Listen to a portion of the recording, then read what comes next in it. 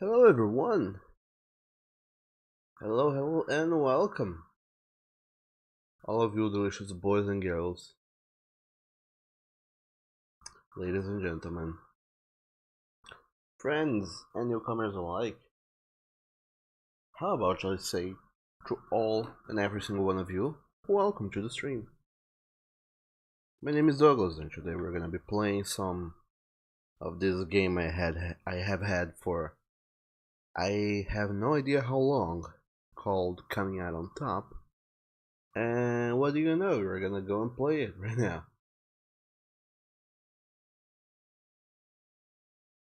According to the Steam page, to the Steam store page description,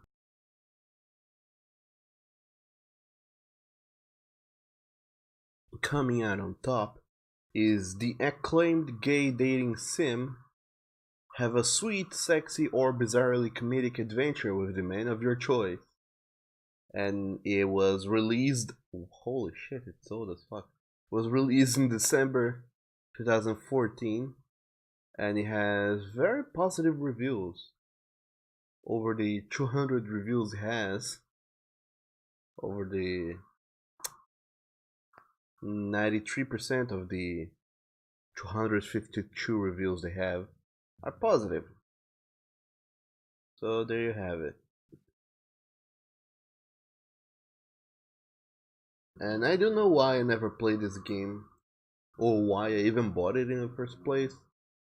But what do you know? We have it. It's here now. It's loaded up.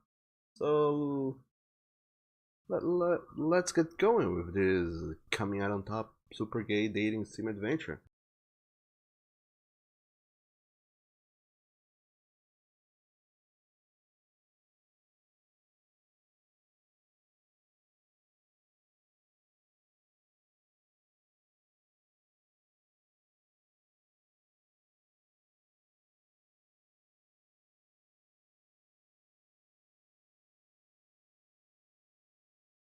So strap on, not in the bad sense, and let's get started with Coming Out on Top.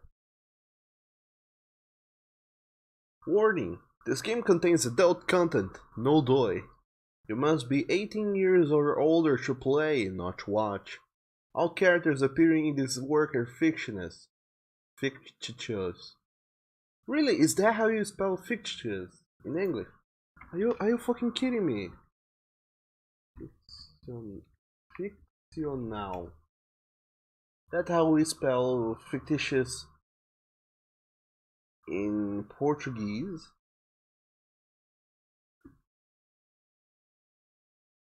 But how about it in English? Ah, damn it. Oh, Google. You used to be better at doing this. Okay, so fictional. It is translated to fictional. How about fictitious? Fictitious. Oh my dog, it is this way it is written as. Oh boy. Well, what do you know? All characters appearing in this work are fictitious. Any resemblances to real persons, living or dead, is purely coincidental. This work may depict sexual activities and fetishes that are dangerous and or disturbing. Please educate yourself about how to practice sex safely. But do not worry, there won't be too much visual things in this game. Because as it happens, the version you get off Steam is censored. If you really want to see all those delicious men, well, if you truly want to see those delicious men without their clothes, well, without all the censoring, you have to go and download an extra file and patch in the game for all the nudity to appear. But anyway, let's get started. Wow.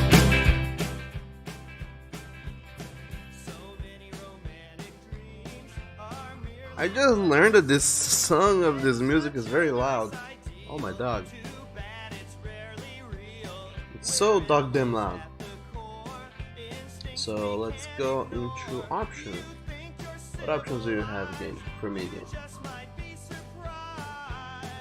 Animations, skip unread text, skip after choice, condoms! Hell yes, yeah, why not? Why wouldn't you not have that? Beards and hair. Beards and body hair. Yes for everyone. Bro, find the date option.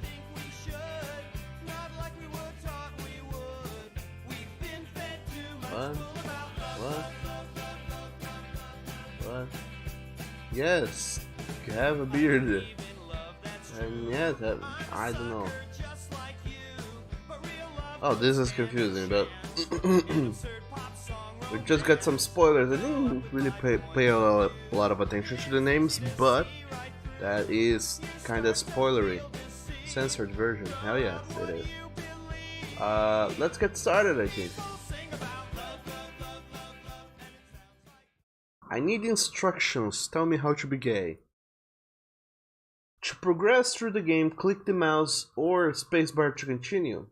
Want to undo a choice or go back in time? Use page up or scroll up with your mouse. Note, you can only go back so far.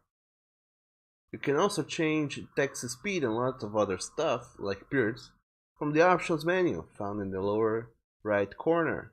Aha, there you are. Click on help in the lower right hand corner for the full list of commands. Hi, Mark Matthews. Or would you rather be called something else?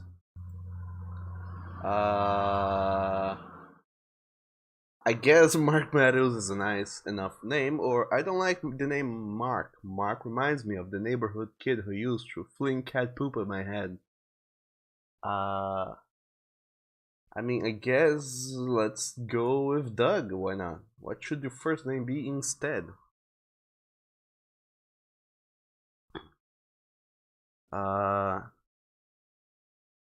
Doug, why not? People will call me Doug and say, hey Doug, do you wanna have sex, Doug? And I mean like, sure, why not? And your last name? Might as well be Kim. Doug, you are a senior at Arlington University. Oh boy. And also, hello there, Rain Shep. Welcome to the stream, and wolf morning to you. And also, hello there, 1 of 4. Welcome to the stream, and thanks for that delicious host. How are you doing? And Rain Shep says Doug Shep. Yeah, I should have gone with Shep somewhere, but... And Kim is not even my second name, it's my middle name. You are a senior at Arlington University. You can't change your name anymore, or can you? Oh, I can. Lovely. So, Douglas Shep.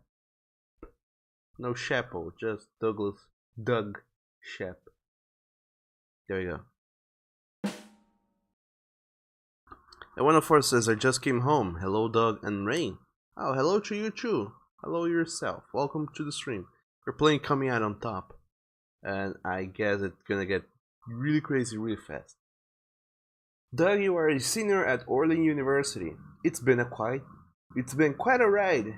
Yet, you feel like you've been missing out. In fact, you feel like you faked your way through the last 3.5 years of your life. You don't want to go through the motions anymore. You want to stop pretending. Now, if your palms would just stop sweating. Okay, Doug, you lecture yourself. You're not a kid anymore.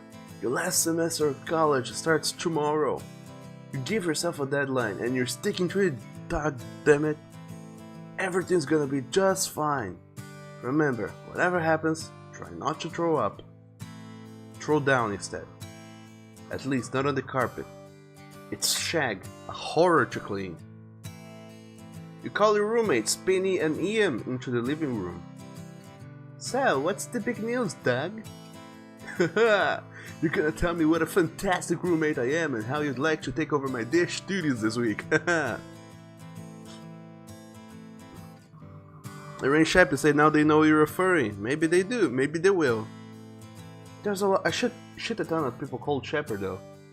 Or Shep for short, I don't know. Well, get a grip. You can do this. So you guys aren't just my roommates, but my best friends. We shared everything together. Hopes, fears, dreams, playlists, once a dildo too. Toothbrushes. It was an accident, I swear. You say that almost every morning, Ian. Guys? Sorry. Go on, Doug. Obviously you got something important to say. What's up? You look nervous, dude. Their stares penetrate to you. Not in the good way.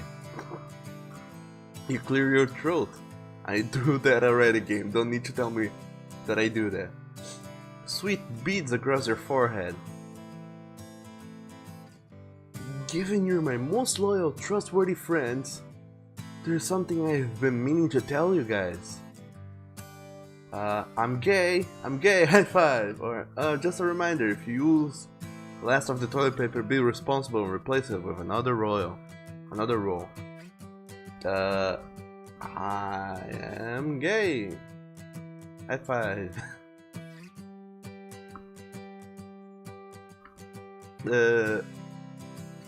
Yeah, sure, I'm gay, high five. Nah. It's not that easy. But then again, it wasn't. I mean, I guess that before it would be, I'm gay, I'm gay. But now, I guess that it would be like, I'm gay, high five. Let's come on, let's do a big hug. Let me squeeze those bodies. Is this some kind of solidarity thing? Like when somebody says we're all one race, the human race? Okay then, I'm gay too, high five! Guys, I'm serious.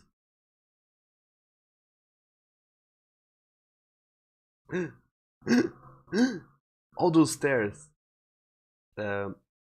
Guys? ... I just let you in on the biggest announcement of my life. How about a little reassurance? ... Wow. Wow. Doug, this is major. It's our last semester and you're majoring in gay. Awesome. Wow. Now I know why you've been ignoring all those girls busting down your bedroom door. Oh God, Penny, just because Doug won't date your weirdo cousin. My cousin is not a weirdo. She carries around her own spork and won't eat without it. That's 7 leagues deep into weirdo territory. That's not deep into weirdo territory, that's quirky and cute. Oh, brother. Anyway, I do have another cousin that you might be interested in, Doug. Name's Filbert, of the male persuasion. Jeez, Penny, quit pulling off your freaky family tree onto him. Look, I'm just excited, okay? Doug, I'm really happy you told us. Good for you! We can talk about my cousin later. Do you have anything to say for me, Ian? Well, Shep, I for one am disappointed. I was really hoping you were going to announce that you'll be doing the dishes. But about being gay, seriously, good for you, man. I feel privileged. I don't know how to say this word. I feel privileged. You share this with us. Take a look at that. Took a lot of guts. So, what's it like to finally be out, dude? It's good. It's good. It's real good. No, actually, it feels great. I feel young again. I feel happy again. I don't feel like staying in bed all day anymore. I'm happy. It's like, well, my life can finally get started, It's hard to explain, but I kind of feel like my life has been somebody else's. A few tears begin to cloud your vision, but you quickly blink them away. Aww. We're so happy for you, Doug. Penny and Ian wrap you in a hug. A threesome hug. This went better than you thought it would. The weight of your long-kept secret falls from your shoulders and you feel lightness. Aw, that's awesome. And Rainshap says, be super gay. And 104 says, porks and be all the gay, please. You are putting groceries in grocery places. Make sure they don't go too close to the... they don't go too close to the seafood. In the seafood places, because they may share smells on it. And then your groceries are gonna be tasting like fish. It's not a good scenario, so take care of that. You want to laugh and to weep, but mostly you feel a beautiful sense of relief. Things really could not have gone better. Doug, we should commemorate your big day. Hang on a sec. Look at my phone and how weirdly I hold it. What was that for? I'm taking a photo of you for my tanning spray app. It's my latest project. It takes your photo and gives you a totally awesome tan, see? I swear, once I get all the bugs out, I'm gonna sell 1 million units. You gotta help me beta test this. Penny, I didn't think it was possible, but it might have surpassed your last app in idiocy. What happened to the last project of your campus mapper, was it? Wasn't it supposed to help students find their classes? But for some reason people kept walking into traffic. He had a couple of pesky bugs, nothing major. I remember you were testing it the day we met. If you hadn't yelled, watch out, I would have stepped right into an open drain. I landed on the body of your beta testers. Shut your pie hole, Ian. Campus Mapper is still in alpha, and I'm gonna be a millionaire once Tanning Spray is released. And who will you be? The guy who cleans the monkey cage at the zoo? Look here, ignoramus. Being a zoologist means more than just cleaning cages. I also get to... You guessed it. Get you...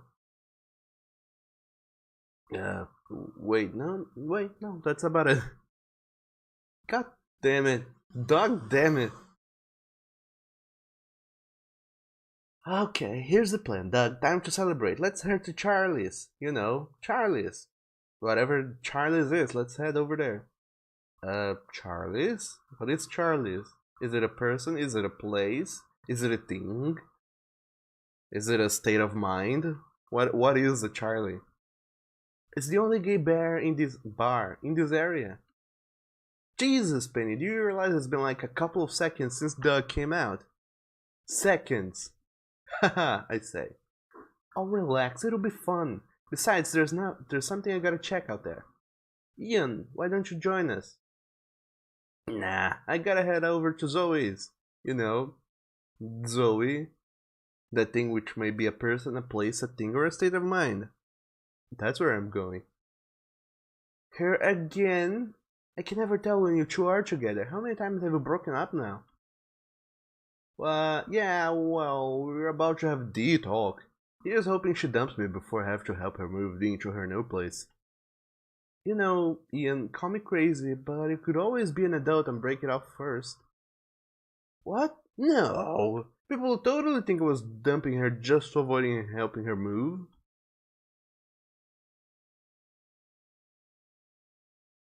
What was I thinking? Me and my wacky suggestions. Anyhow, sorry to bail, man, but we are so hanging out next weekend. Tonight, you have fun with little Miss Zuckerberg here. Goodbye, Ian. So, ready for a little outing and some really loud music, Doug? Outing! Hey, slay me! Go Queen Soleil! I'll be designated driver, just a relaxing little evening at the bar. No pressure, it'll be fun. Frankly, you do want to celebrate tonight. But it all seems so sudden. Are you ready for your first gay bar? Come on, dog. It's not like we even got homework yet. What else are you gonna do? Kick it with your goldfish?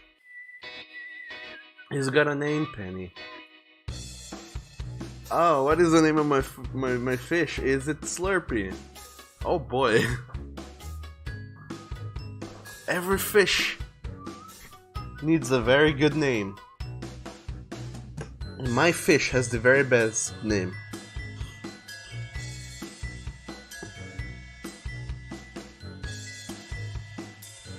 And 104 says Charlie's Angels, and it's the only gay bear. Rain Shep, you say that this girl has all the dad jokes. She does, in a way. And 104 you say Oni, and Rain Shep you say Sucky. Oh man. Oh boy, those are so good suggestions. Slurp instead of Slurpee being Sucky. Oh man. Okay. Oh, the implications are so wrong. But I don't call my fish Sucky Dicky. Oh boy. However am I gonna look at any person with a straight face and say, hey, this is my fish, Sucky Dicky? Oh boy.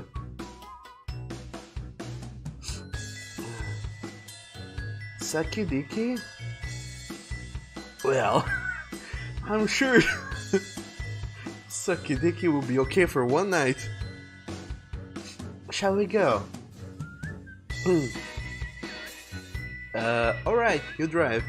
Or I don't feel up to it, let's just keep it here tonight. I mean, sure. As long as you're driving, I'm down with going. Oh yeah, this is gonna be awesome. Whoa. Why are you driving at the speed of light? God damn.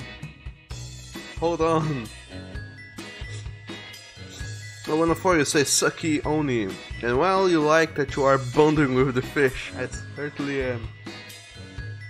So, are you stunned by my admission? Yes and no. You've had your suspicion about me. You talk in your sleep. Exactly what have you heard? What are you telling me? You seem to have a thing for shapely butts, but it's only now you realize it's not the female derriere that you were. You know what? We're just gonna stop talking about this now. So, I've got a question. You have a question. Virgin, yes or no? You know, I have dated a couple of girls. Come on, you know what I mean. The D, the Wang, the Meng.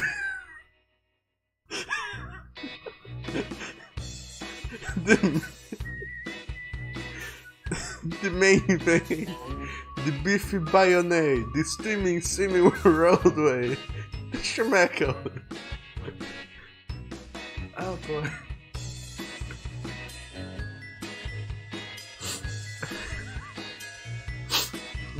The Schmeckel.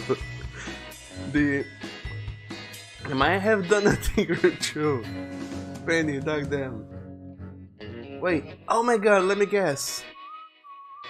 It was a guy from your water polo team, right?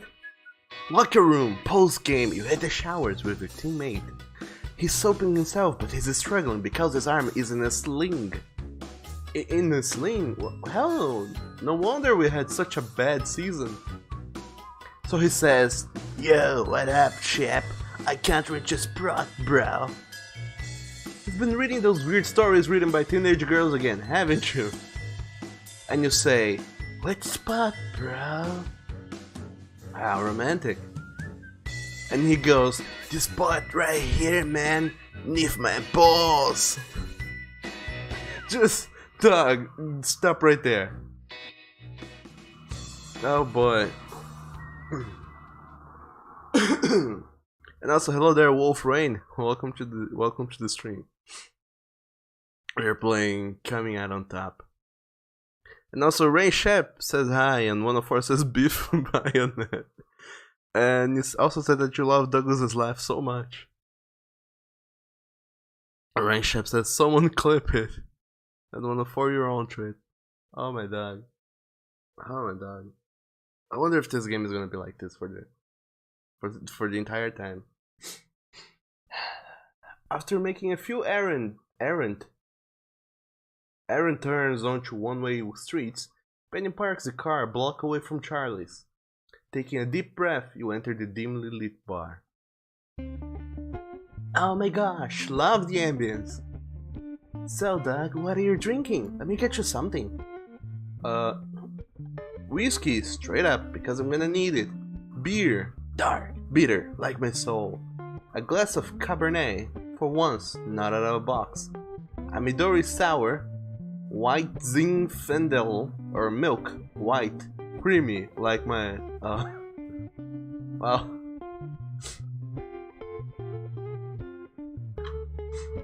Oh boy, I don't even know what half of those are. Let's go with beer. You can't very well go wrong with beer, I don't think. Or maybe you can, I don't know. Penny steps up to the bar. You look around, trying not to rubberneck your way through Dorkhood. Whatever Dorkhood is. I will try not to rubberneck my way through it. Be cool, Doug. Be cool. This place isn't much different from any of the bar near campus. Sure, the crowd is older. Sure, there might be a few more men here and there. But they're here just to, chill out, right? This is nerve-wracking. In the past, you've always been able to hide behind the convenient, if uncomfortable, disguise of heterosexuality. If you wanted to check someone out, you could do it discreetly, and not have to worry about consequences. This, however, is an entirely new frontier. You sense the weight of several eyes grazing over you. You swear you're being checked out, but you're too terrified to look up and confirm it. You hear somebody yell, "Hey!" in your direction. You glance up and see a guy in the corner staring straight back at you. He waves. Wave back or gulp, pretend to be really fascinated by a ketchup bottle. I guess we wave back. It's not really your type, but you wave at him anyway. Paul! Unfortunately, you realize just then that he was waving at some guy who just walked through the door. You pretend you were just covering your mouth to yawn. Has Penny ordered drinks yet or what? Alright, one celebratory drink coming up. The bartender will have it for you in a sec. I'm going to the restroom, I'll be right back. We just got here, but... Oh my dog, you know how much I have to pee. Just hold on. Maybe it's my chance to make a run for it. And don't you even think of ditching me, Doug. I know you don't have a car. How you're gonna go back home? Don't take an Uber. Can't trust them. What are you even talking about? Already this place feels like a second home. You sit down and wait for your order. The bartender hands you your drink. You sip it nervously. Ah, something to stare at so you don't have to look up. You peer into your glass, trying not to make eye contact with anybody. Just as you start to unwind and feel like you can breathe again, you feel a tap on your shoulder. Ha! You piss faster than anybody I know!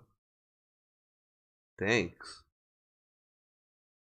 After years of rigorous training, somebody finally noticed. I'd almost given up. Oh my god, dog. I'm terribly sorry. I thought you were someone else. It's my fault for sneaking up on you. Don't sweat it, don't sweat it.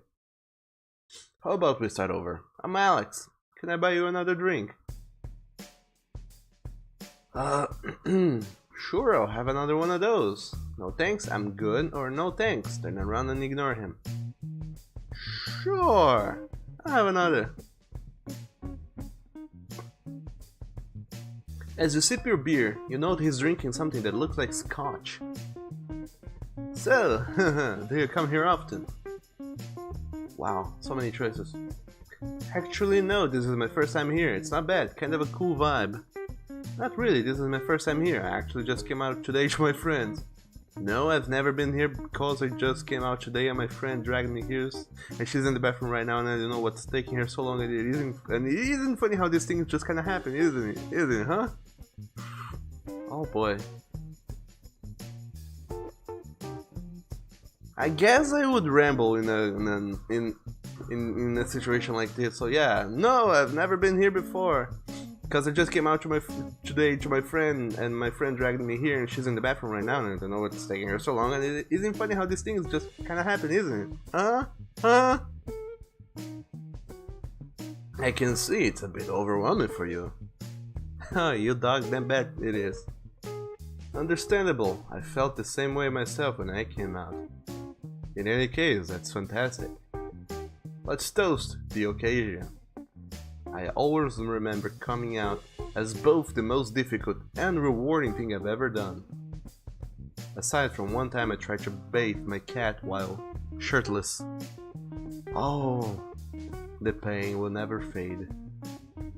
Actually, now that I think about it, that wasn't rewarding at all. But I digress. Congratulations to you. You must be walking on air right now. Yeah, I feel like my life's already about 100 times better since this morning. What do you know? Animal Friend, you say relatable game. And also, oof, awkward. Oh my dog, the entire thing is so awkward all the way over. But anyway, one of you say, ha! You just noticed that he talks about piss and he's blonde. Your headcanon is that he's into water sports. Oh boy.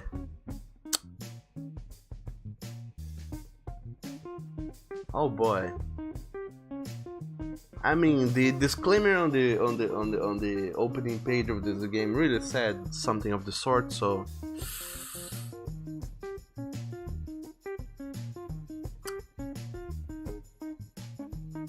I guess there's gonna be some weird shenanigans going on with these people. Who knows? And also, Fluff Herd says definitely not a furry not safe for work webpage. But of course. And also, welcome to the stream. How are you doing today?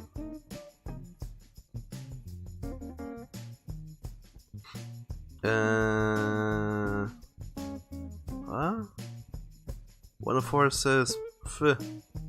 So now one is furry just because one has a furry not safe for work webpage, a persona, color, etc, etc. Ray Chef says, you furry, you bork. And one of ours says, there is water sports in this game? Interesting. I don't know. I'm just saying that the opening disclaimer said that there might be weird or unconventional fetishes, and it also urged us to practice safe sex. So there's that. And one of ours says there is a Fluff Herd, you say water polo is a water sport. Oh yeah, that's the same thing I thought back in the day. In the days of my youth and innocence. Fluff Herd also says, whatever are you talking about? I don't know. Sports you can practice that involves water, of sorts. But yeah, I feel my life's already about 100 times better since this morning. Alex toasts to you. To an authentic life then. Your eyes linger on each other. It's just for a second, but it's enough to make your heart pound a little faster. And I don't know why, I can't read for shit today. By the way, I didn't catch your name. It's Doug. In any case, Doug, I can't believe I just pulled the "do you come here often" line on you. And I hate to cut this short, but I have to get up early tomorrow. Maybe we can continue this chat sometime. I'd love to get your number.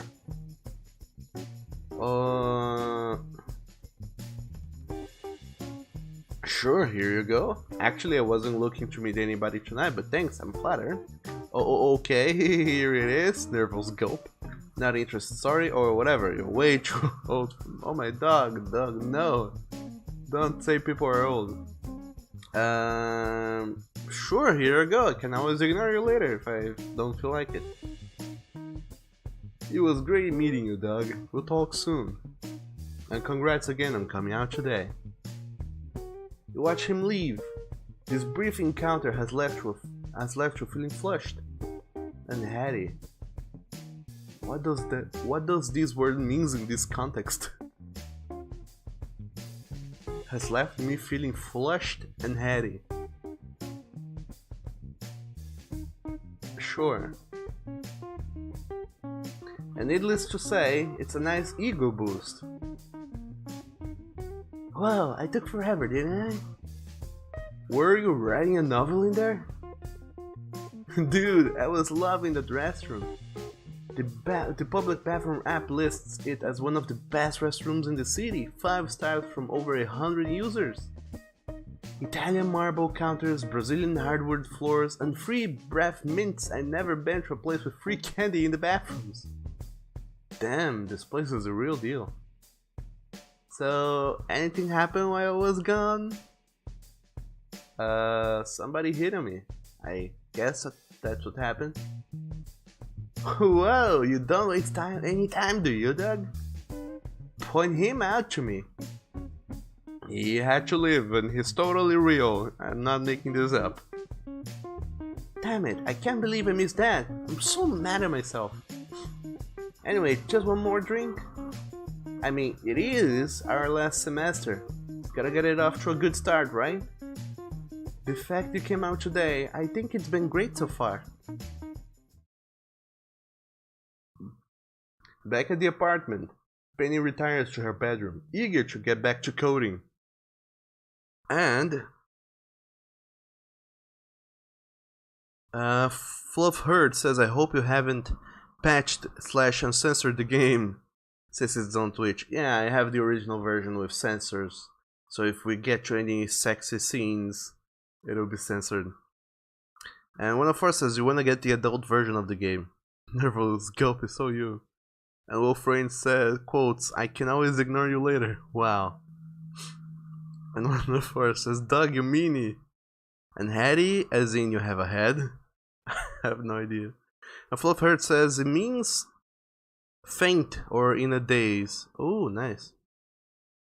And also, free candy. Did she steal the fragrance that looks like sweets in the urinal? That's only in men's bathroom.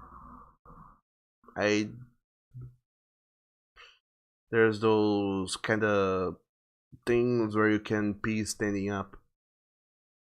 But that isn't a toilet. Those don't exist in female bathrooms, I don't think. But anyway. And also, hello there, Zach. Welcome to the stream. How are you doing today, this lovely Wednesday? We're playing Coming Out on Top, and I have just come out as a gay, but not as a furry. That will take an extra while longer. Man, you sure are antsy. You have to stop yourself from checking your messages every 5 minutes. After all, Alex said he was having a busy day tomorrow. Of course he's not gonna call tonight. He doesn't seem like the kind of guy who should play games. But in the meantime, damn, you're horny. Your balls feel like they have hit DEFCON 1. You need to get off. Later that night. That's all it takes. You go out to a bar for a few minutes or a few hours, and then you're back and you feel like, oh my dog, I have to jizz. As you wash up in the bathroom, you notice something that's rolled its way to the bottom of the sink. What? You pick it up. A tube of lube. It's probably Ian's. Borrow his lube, just this once, or ew, are you kidding? Leave it there.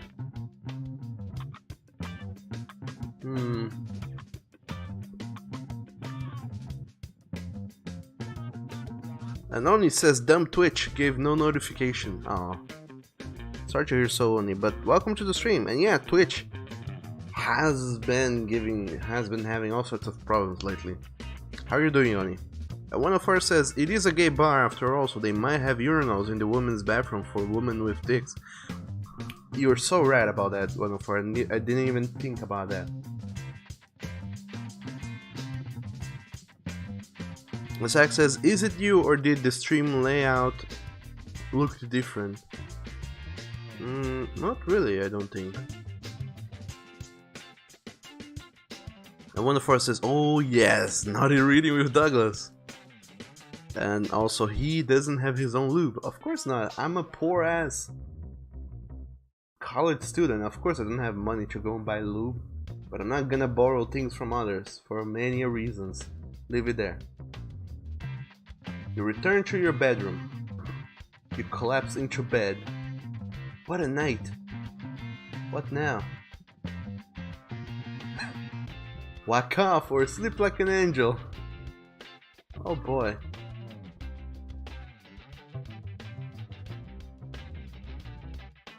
I mean, one kinda is dependent on the other. You can't sleep like an angel if you haven't whacked off.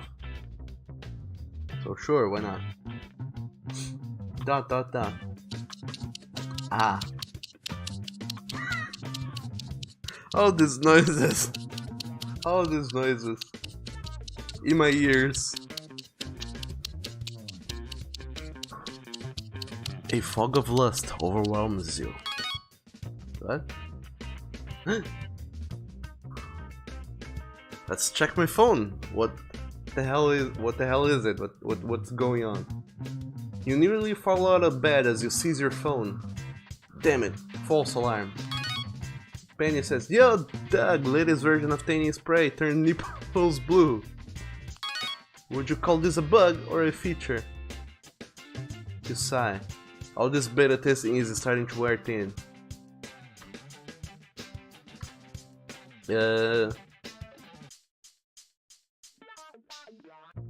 Yeah, sure, it's a feature. I mean, who isn't hot for blue nipples? He says, sounds like a cool new feature. No way, you really think so? You're considering my marketing strategy. Okay, thanks, bye. Back to work. Oh, these noises are so goddamn. Oh. Shit. Let's check my messages. Maybe it's Alex. Ian says, dude, check out this video of a monkey filleting himself. Oh, Ian knows what's up. ROFL, his expression. God damn it, Ian. Dog damn it. You set the phone back on the nightstand, mumbling curses at your roommate. Dot dot dot. You have lost your boner. Aw, man. You give your cock a couple of half-hearted strokes. You hunt for some porn to get you going again, but you end up falling asleep first face in your pillow, dicking hand exhausted. Man, this makes it sound like I had such a hardcore whacking section, and I have been doing this for hours, and I'm completely exhausted and tired, and I collapsed out of it, or out of poor exertion. That's not how this goes normally, but anyway.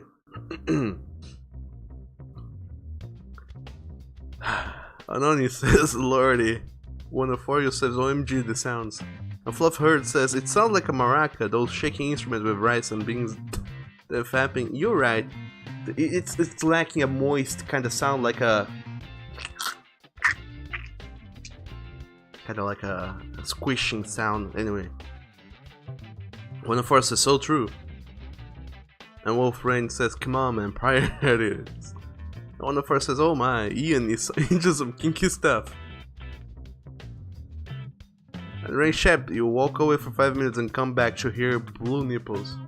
Yeah, you know it. Blue nipples, they're the new craze all over the place.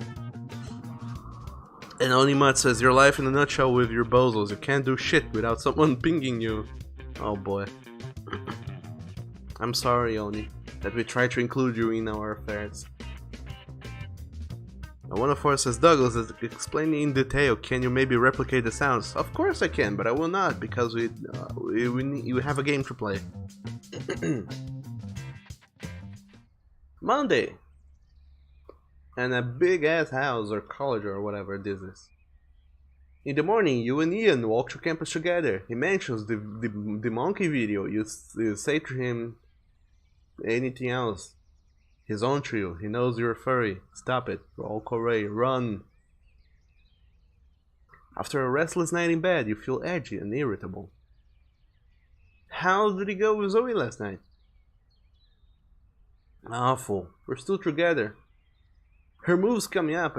I know I'm just gonna be holding her giant ass armor up a flight of stairs. How did it go at the bar? This guy hit on me. No way, really? That's insane. Why would someone hit you? Are you bleeding? Jeez, I didn't think I was that undateable. Wait, dog, you know what? That's not what I meant. It's just that, I mean, you came out last night. It's just happening so fast. Next thing I know, you're gonna have an entire arm up your ass. And what am I gonna do then? I mean, not like it shouldn't happen so fast, but you're perfectly capable of attracting.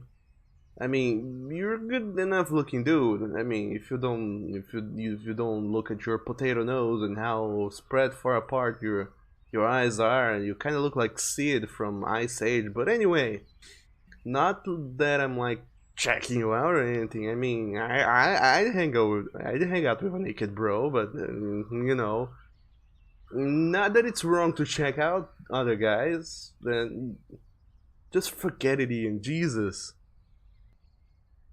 Wait, come on, man. I'm complimenting you here. It doesn't sound like it, but I mean it. They're heartfelt compliments. I'm just trying to say. Hell, I don't know what I'm trying to say. I guess I'm just floored is all. Haha. Not that, you know, being gay is a big deal or anything. I mean, wait.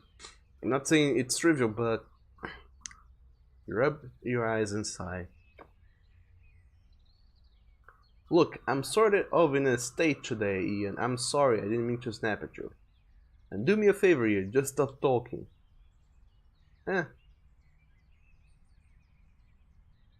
Let's be polite.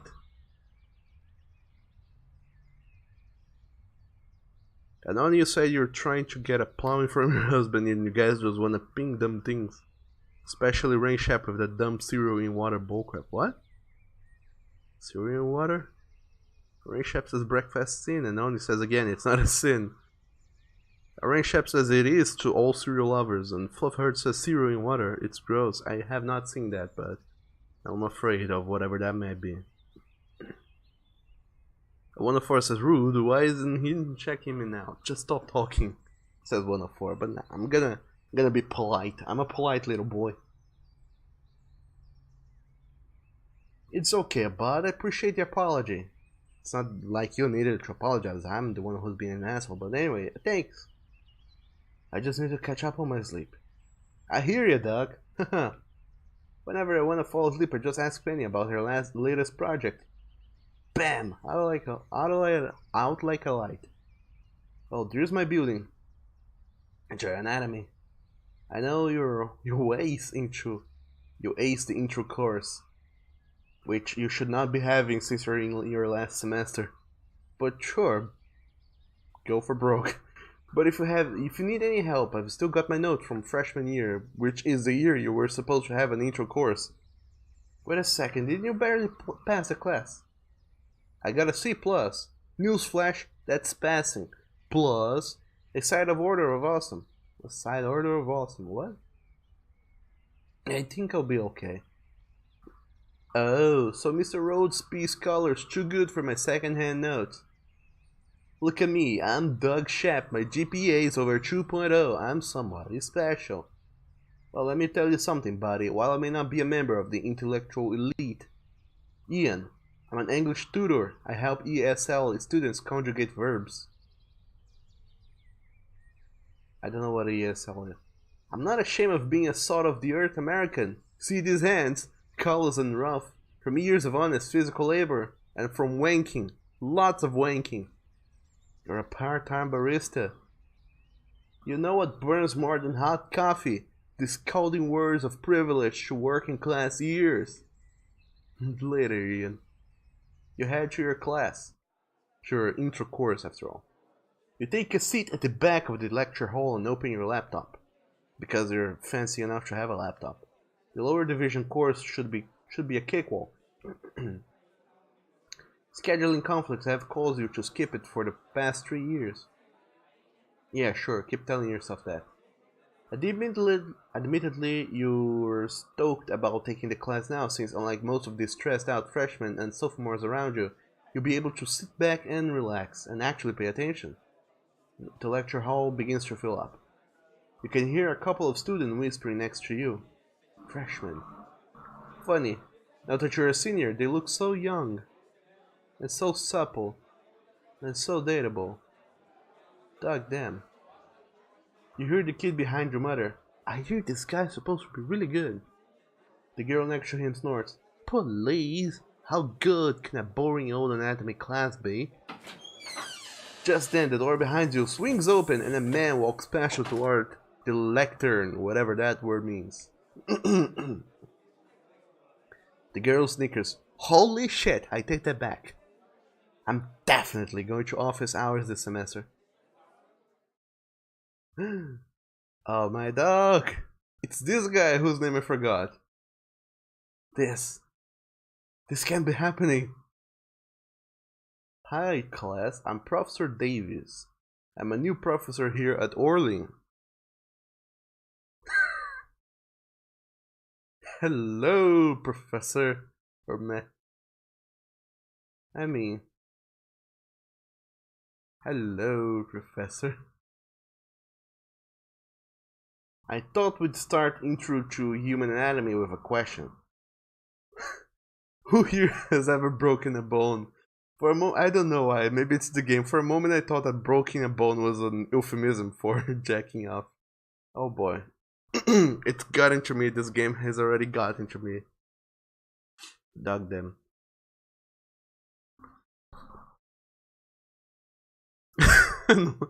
One of four, you quote me saying I'm a polite little boy. And earlier, I can always ignore you later. Anonymous says, Doggo College dorm service. You can help clean and everything, especially taking a good beating in the anus with a baby maker. The only thing you charge is food and a soda. A Ray Shep says a sick pupper just got between your legs and it's not on it. Aw. By the way, you took your dog to the ultrasound thing. How did it go, Ring Shep? Are your little fellow doing better? And Wolfrain says it's gonna be the guy from bar. I knew it. One of our lectern is a thing they sit or stand behind. I see. We don't call it that over here. We have an actual word, not some borrowed word from Latin. But anyway. Who here has ever broken a bone? Professor Davis begins his lecture. Despite the dry subject, he gets the class laughing. You sit in disbelief, trying to retrieve your jaw from the floor, alongside its many teeth. Yep. Did I? Yeah. As your classmate listens attentively, you take notes, you squirm in your chair, sinking lower and lower. You figure that 13-inch laptop is enough to shield you from his gaze. You cling to hope he won't recognize you in the sea of faces. As for the class, maybe you'll borrow Ian's notes after all. Because there's no way in hell you're going to be able to concentrate now. You manage to sit through the longest 90 minutes of your life. That's a long ass class, by the way. Class ends. You fumble as you get your stuff together. You nearly drop your laptop. Your hand feels disconnected from your brain, but somehow they finally shove your things into your backpack. You rush out of the auditorium in a daze. As you stumble your way towards the exit, you hear a voice call out from behind you. Doug! Or rather, Doug. Wait. Shit. Could we talk privately for a moment, Doug? My office is right down the hall. You feel your stomach drop. Your heart starts to race. You hope to God Alex can't tell how nervous you are. You hope to dog Alex can't tell how nervous you are. Your cheeks feel like they're caught fire. A faint whiff of aftershave hits your nostril, making you lightheaded. As if on cue, your mind races with a dozen different scenarios. Doug, I had no idea you attended this school. I couldn't fathom a student from this college would be in a bar so far from campus, especially the night before the first day of class. A total miscalculation from my part. I should have realized it was the only gay bar in Orleans, right? But I want to assure you that as your professor, it would be totally inappropriate of me to pursue anything further. Listen, Doug, what I'm trying to say is that I don't want to scare you off. I teach a pretty mean anatomy class if I say so myself. I think the class will be well worth it. And so, have I made things awkward enough between us yet? Yes, this is creepy. It totally reminds me of last week's episode of Catch a Predator. Oh boy. You know, it'll be tough, but I guess somehow I'll manage. Gring. You know, I'm still open to dating, nobody would have to know about it. Or, in that case, I could really use an anatomy lesson right now, Professor! A wink, a wink. But nah.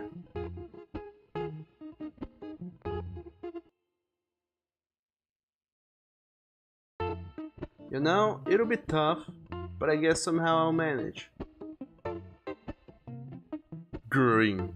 That's the only more neutral-esque answer we have going on here, because this is completely, you know, get away from me, you pedo. But this is like, it's kind of hinting at it, but still not, kind of hinting on him, but not blatantly.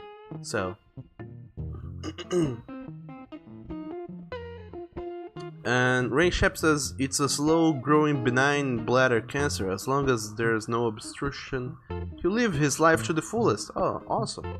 That's good then. And Oni says you rush out to the auditorium, call Dog, and get a good beating. And 104 says your butt cheeks feel like they've caught fire. And Rain Shep says you deserve an A in this class. An A for anus, which means I deserve your anus. Turn around, get on all fours, Professor. 104 says pursue him, fuck sensei. I get an anatomy lesson. Well, for instance, anatomy lesson right now. Please say that one. Oh my dog. In that case, I could really use an anatomy lesson right now, Professor.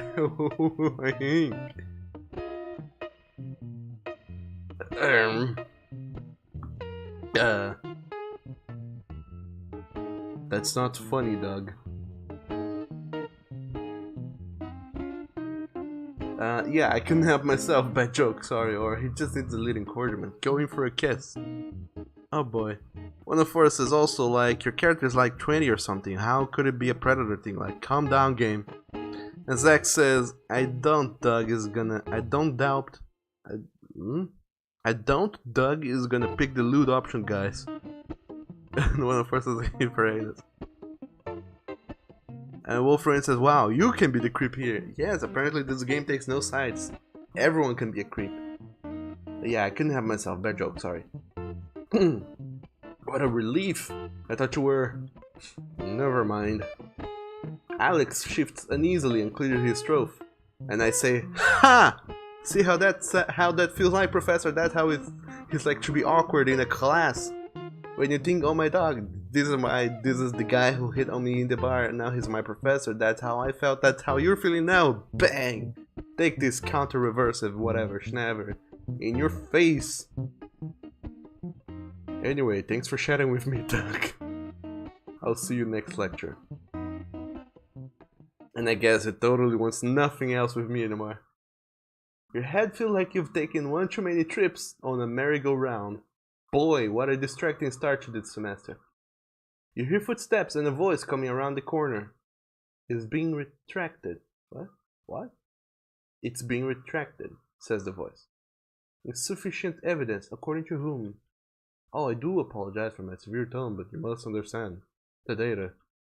A heavy leather heel slams down right onto your foot.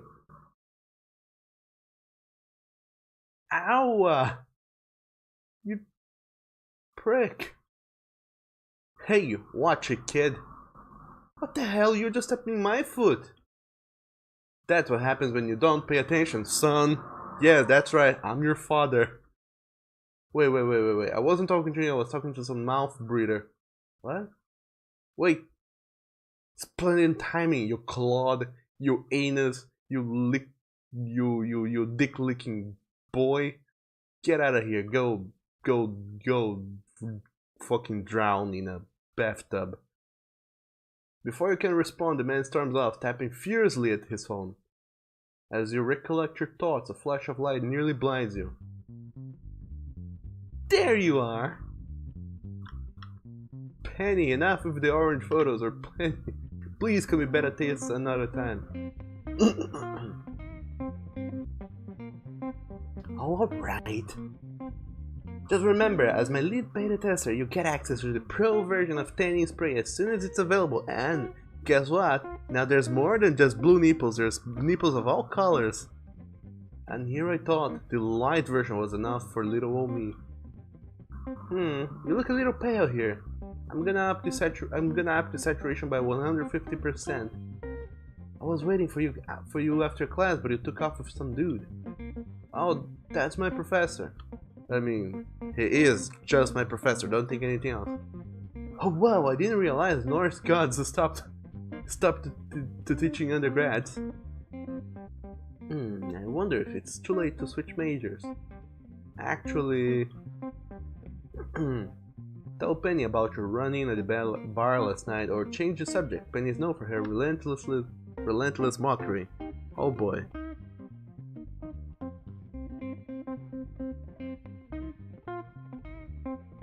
And 104 will say OMG Doug, and only says Doug, damn Doug, take me away and beat me and tell me sad jokes through the plow. Rain Shep says, me and your GF wrote out comic material. There's a character we made called DJ. He's a horny, super gay Dalmatian who loves to quote-unquote play, especially with the horses. Anytime I see a very gay sexual answer, we say that's a DJ answer, DJ thing. Ah, that's awesome. A Fluffheart says retracted.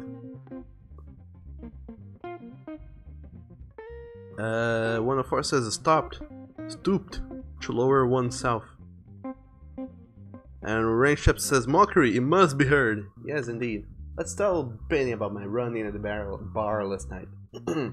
For some reason I can't pronounce the word bar the first time I see it. Anyway. Not only is he my professor, he was at the bar last night. And he hit on me. And now I hit on him. And when we keep hitting on each other, somehow, my face is still spotless and no one is bleeding.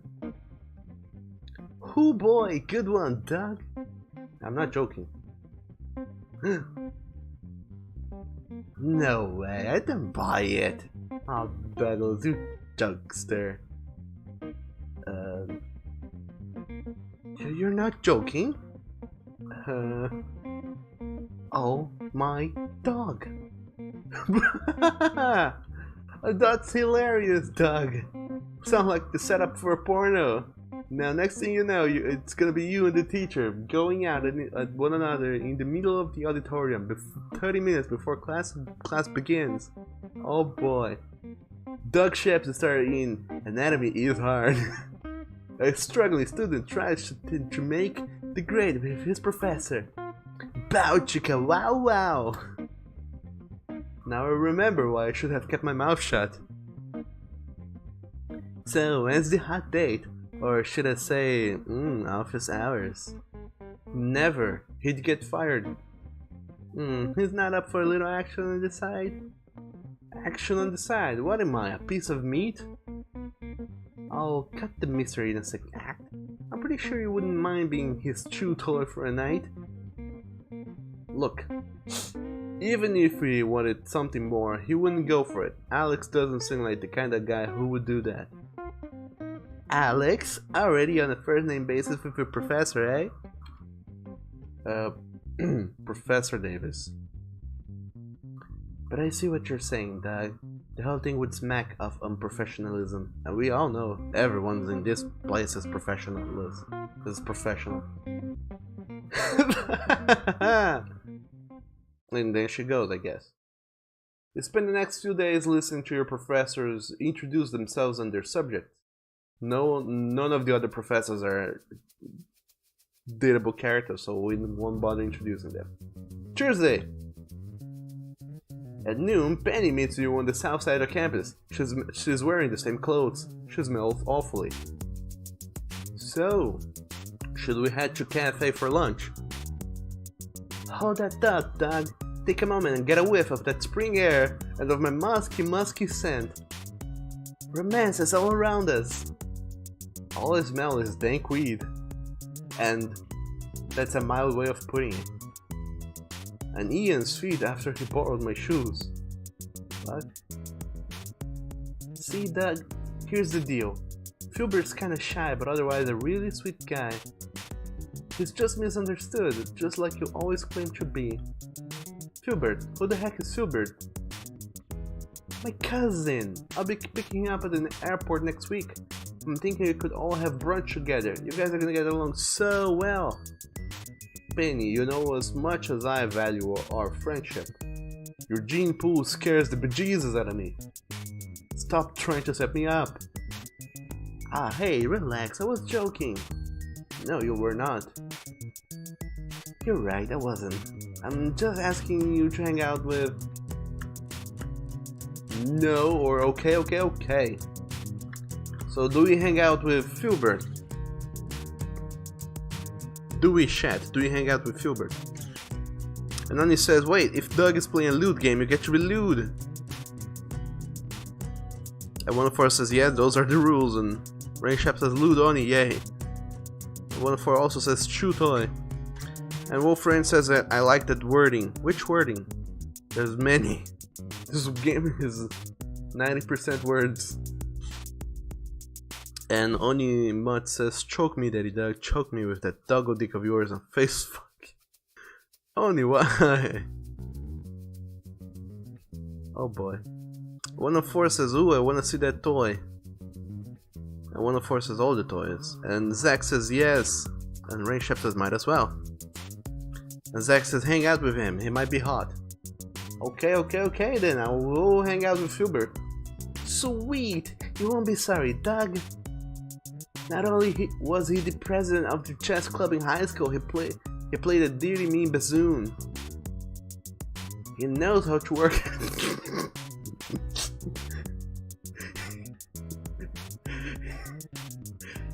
He knows how to work that mouth of his. Okay, wow, I so didn't need to hear that from you. His cousin. Let's go grab lunch, Mr. Cranky Pants. I hope Ian saved us something good today.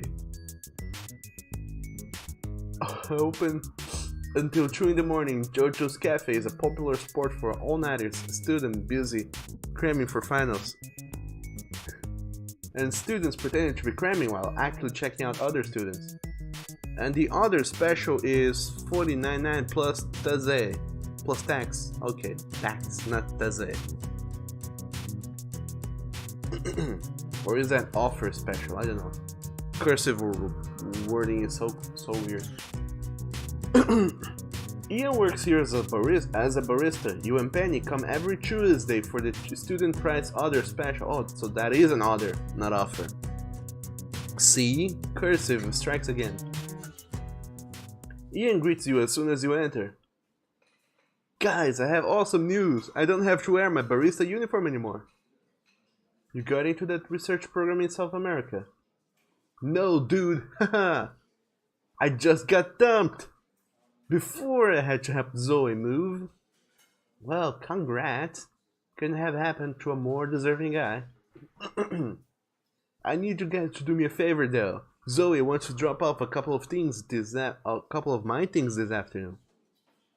But I'm stuck here working till 8. Will either of you be at the apartment around 5? You have to ask Doug. My comp's got some virus, so I gotta get to lab early tonight before the pervert making the poor game gets there. Oh boy. Doug, buddy, you'll be there around 5, right? It's not like you have a date or anything because you're a lonely ass boyo. Can you be there to pick up the things for my date? Sure, no problem. Or no, maybe I have something to do. Maybe I've got a life. Did you ever think of that? Exclamation mark, question mark, exclamation mark in some random order. I wanna force says OMG and Rainshep says he knows how to blow. Wolf Rain says I need a friend like this girl. We all do. Dog them, we all do. Sure, no problem, I guess. You're a lifesaver, dude.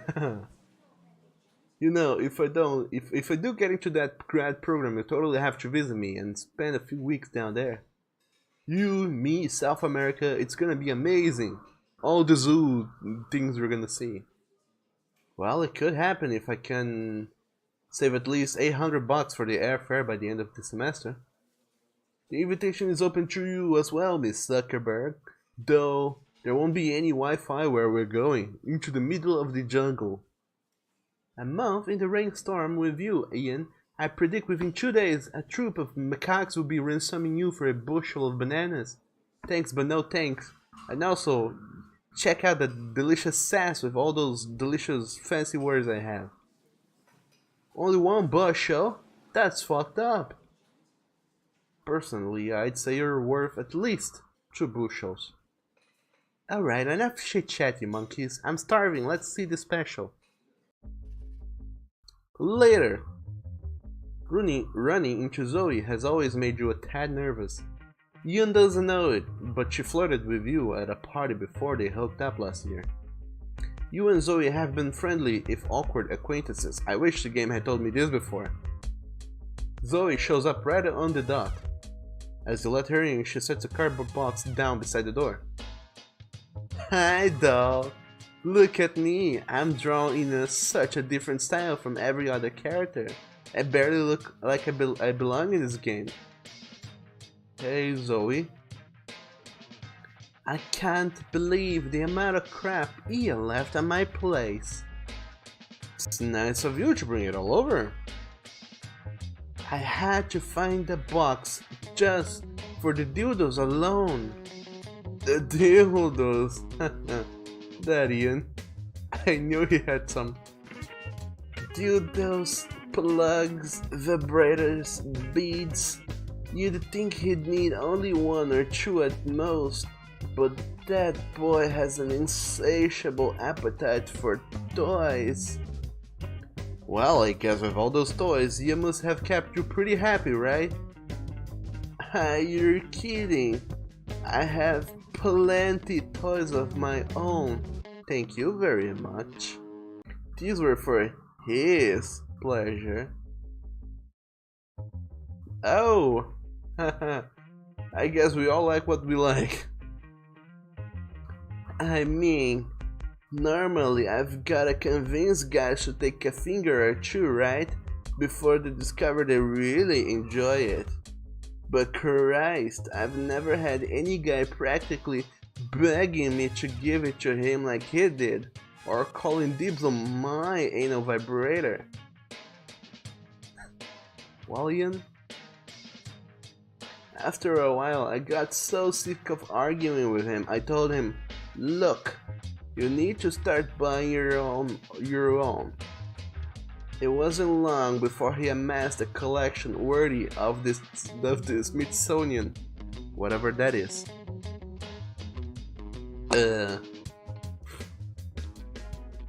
You okay, hon? They have been through They have been thoroughly sanitized if that's what's bugging you. You wash them with hot, boiling water and a lot of soap. What? Me? I'm fine. Just thinking about my term paper.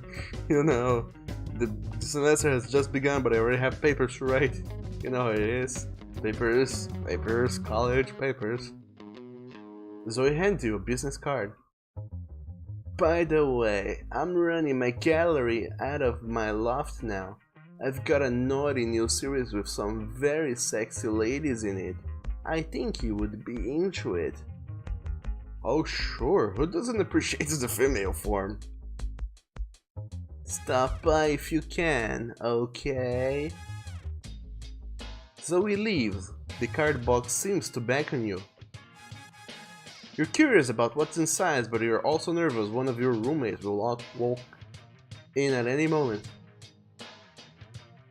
Let's take a quick pic, I mean, why not? And also, Rain Shape say Popper is licking your feet. Aww. That's awesome. And on you say you want your husband to take you everywhere and plow you in public. And slam you down on a table and ram you in public since you are an irresistible pupper to be around with. Oh neat. How many times do I have to tell you? Don't be redundant when writing sentences. If you're gonna write a paragraph, make sure you repeat words and especially adjectives as little as possible. You just said public twice in a row.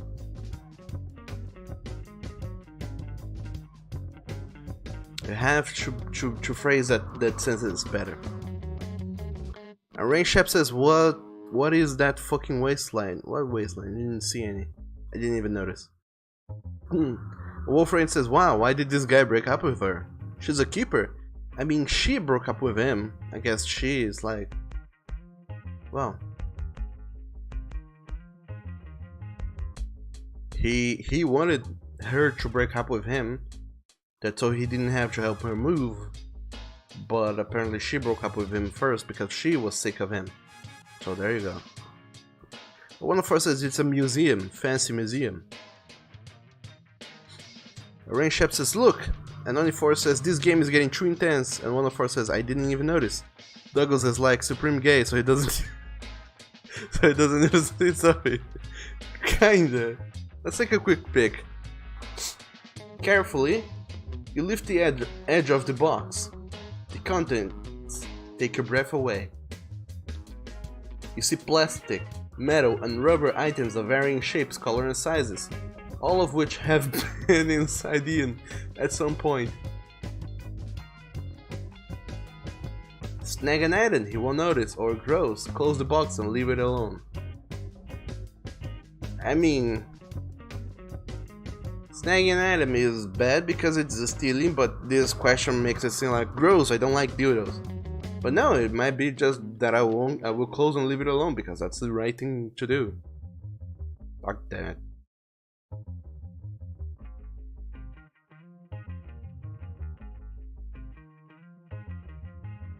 And Only says, since Doug is getting backhanded by the game than me. And Wolf says, Ian is straight? Question mark. I don't know. One of Four says, steal an item. And Wolfriend says, steal the whole box. And One of Four says, stealing is sharing. It is not. It is not at all, but... Fuck them, you guys. And also, hello there, Seth. Welcome to the stream, and thank you so very much for that delicious host. Lewd words. Oh no, not with the lewd words. For sure, I will snag an item, he won't notice. If it does, it's on you guys. Your eyes scan over the various items, debating which one to take. Finally, you reach in and grab what appears to be a large purple dildo. Weird, but hot. You close the lid, tapping it back shut. Back in your room, you examine the implement. You can feel your heart in your throat as you hide it in your drawer. You try not to think about Ian using this on himself, but fail miserably. You cock hardens as you imagine the long expanse of purple elastomer? Of purple elastomer penetrating an impossible depth into Ian's wormhole. Oh my dog, wormhole is such a bad term for butt. Later that night. And Seth, you say you come in and you see people stealing. Well, we're doing more than stealing, we're stealing and then we're sodomizing ourselves. And one of us says, oh no, not lewd words, Douglas's only weakness. Oh boy. And then he says, you pure child, stay back, you're too pure for this. A wolf friend says, stealing is not the worst about this. You're so right, Wolf. And then he says, everyone, abort, dogdammit, abort. And then he says, pure child in the channel. And one of ours says, you'd steal and sodomize Douglas. One of our don't steal. Swiper, don't steal. It's bad. Seth says, abort. I'm sorry, Seth. We would abort if we could, but it is time to read what the game has to say. What did we do later with a dildo in hands?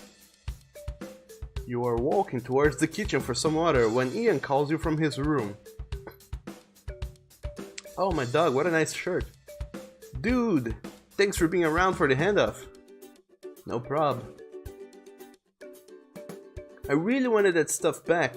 Not that it's anything important, you know. Just a bunch of weights. Pretty much, it's weights. There's some junk, really. Memorabilia, mementos, you know. Right, you're a sentimental guy, right. Sex toys don't come cheap.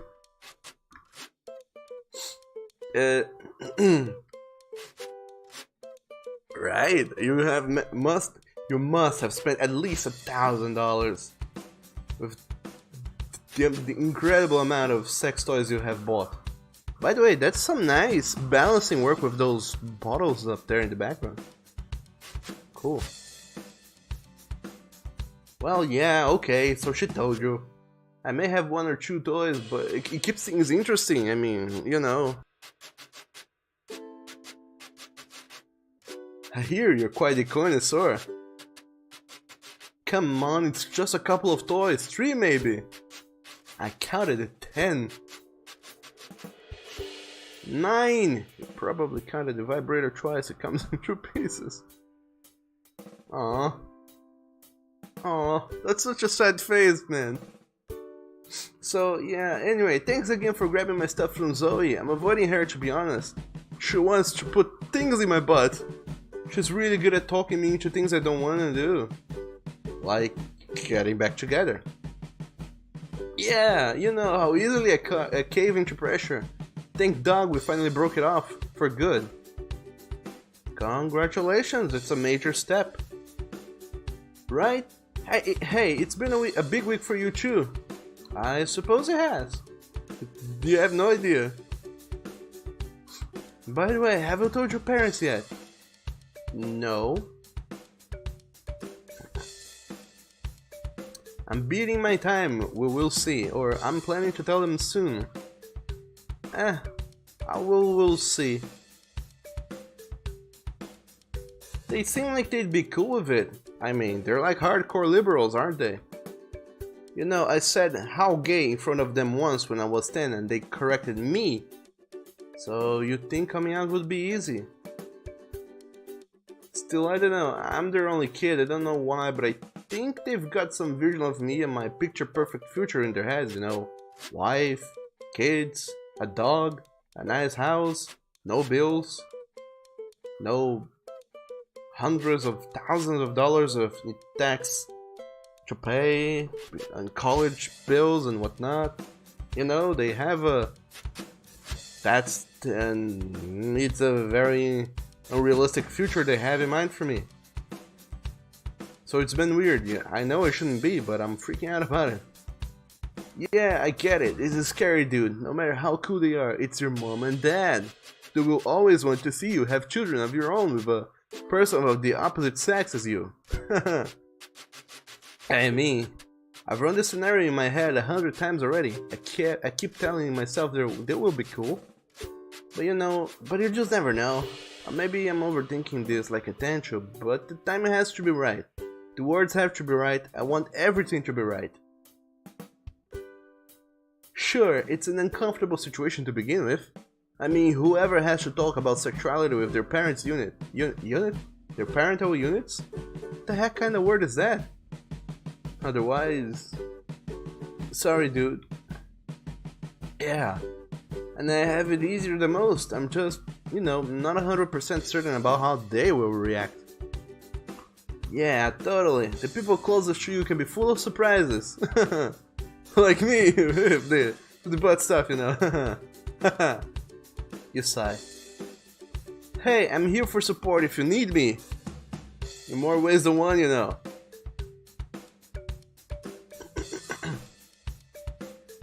Thanks, man, I appreciate it. Or, by the way, I may have borrowed the dildo. Yes. Let's break it out to him how we might have borrowed the dildo from him. He deserves to know.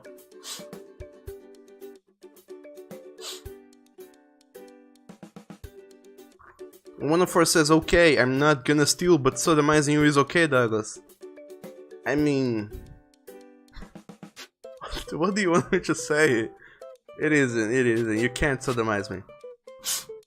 And Seth says, I need this guy's shirt. Oh my, we need 1,000 copies of this shirt and distribute it freely for everyone. We need dogs in more colors than just pink. I would love to have an orange colored doggo. One of us says, sex toys, call him out. And Wolfram says, they don't though. And Zach says, busted. And Rain Shep says, it's junk that goes in your trunk. And Seth says, oh, be nice to this boy. And Seth says, you made him sad. He's like putting things in his butt, my kind of man. Oh boy. And Rain Shep says, you're GF. Your girlfriend puts the stuff in your butt all the time. Oh boy. One of us says, but yeah, the t-shirt is so nice. And Rain Shep says, yes, Daddy Wolf. And Wolfrain says, lucky you, Rain Shep. And Seth, you clipped you clipped the wormhole thing. Oh boy. Oh boy. And Oni says, Doug, this loot game better give you strong ideas for the the fourth part sketch of Theodore and Oni. It might be.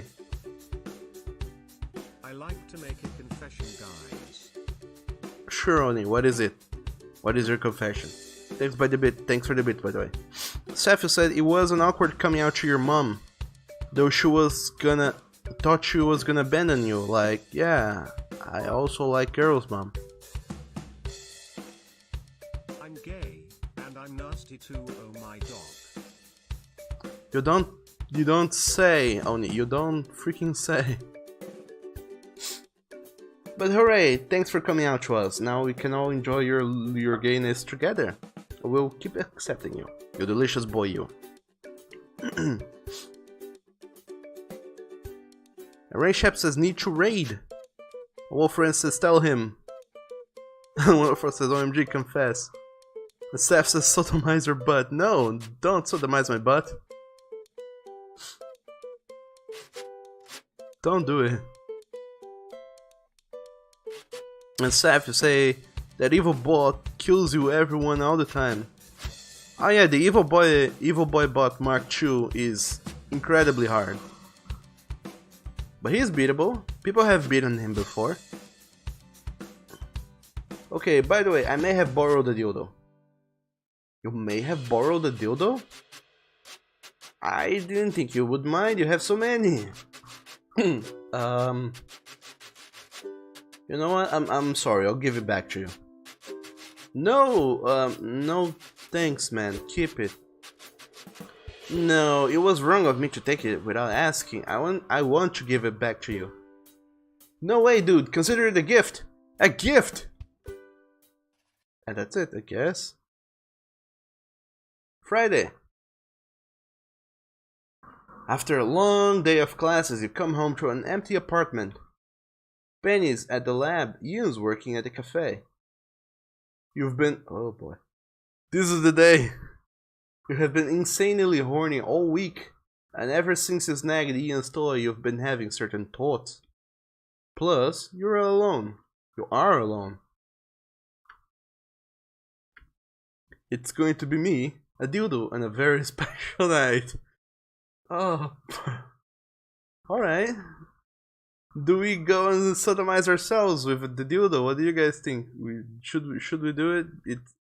It's Friday dildo time day? Is it? Is it, guys? Can I go into options? Oh, there we go. Options. I want to lower the music volume a little bit. It's that too loud for my taste. And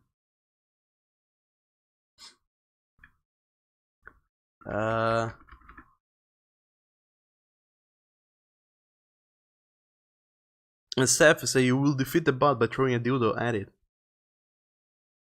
Wolf says just bros gifting each other dildos. That's normal. I mean, it must be some place in the world. Probably Germany. And Seth says do bros. I wonder for us second time in this chat. Seth Wolfbane made you lol for real. And you say dildo yes, and Seth says the butt. And only says two dudes lay in the bedroom 2 inch apart cause they're that gay. And also Coral Fluff says TOS. OMG condoms yes or no, you can't believe this. This is a weird game. And Ray Shep says what in the butt?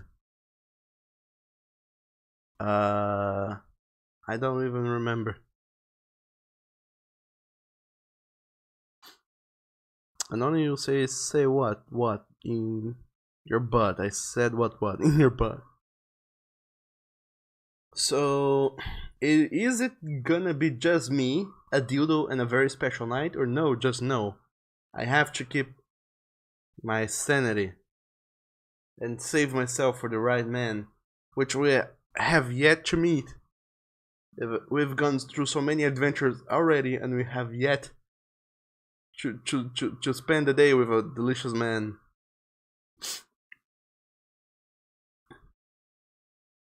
But Seth, you say it's Friday, it's dildo day.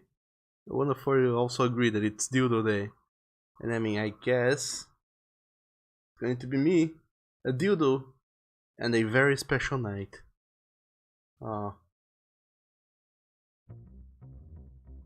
Music. Tissues, super tissues, lube. Cannot have the lube. And last but not least, whiskey. That's so I'm hella drunk and don't feel the pain. Oh boy. Let's do this, says I to myself. Oh yeah. You lube up and take a deep breath. After, of course, unclothing. Just relax.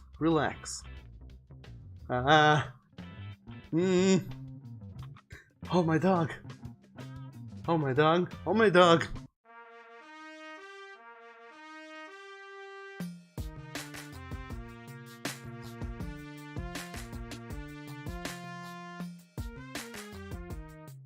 What song is this?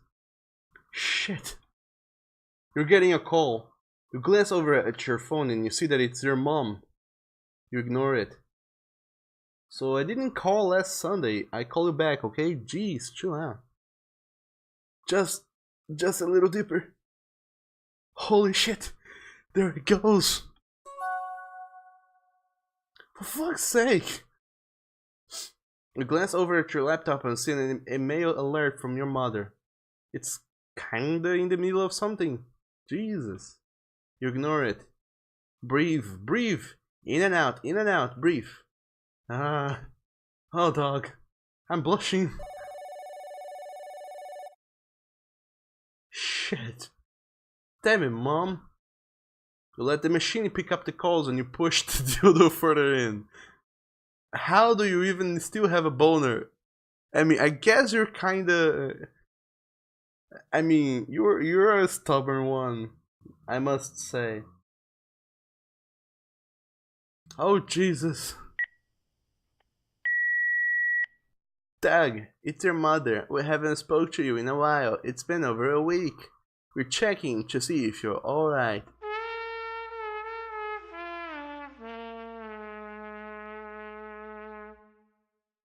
What the?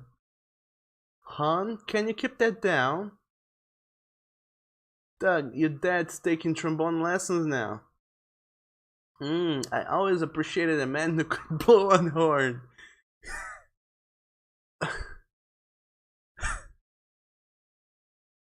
Okay, sweetie, I know we're being helicopter parents, but we worry about our only child who's gonna give us a lot of grandkids.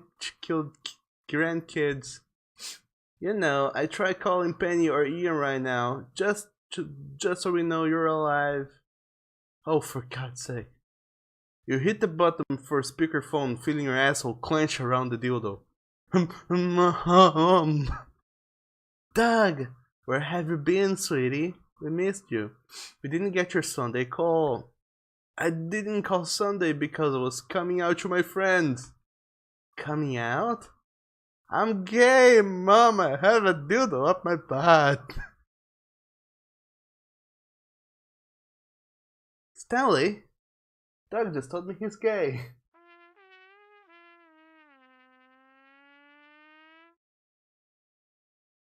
Dan, that's not funny.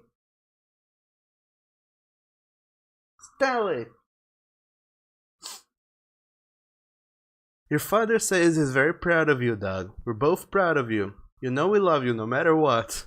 But please, take care when putting things into your butthole. Oh, okay. I love you guys too. The only thing we want is for you to stay healthy, finish college, and find happiness in life.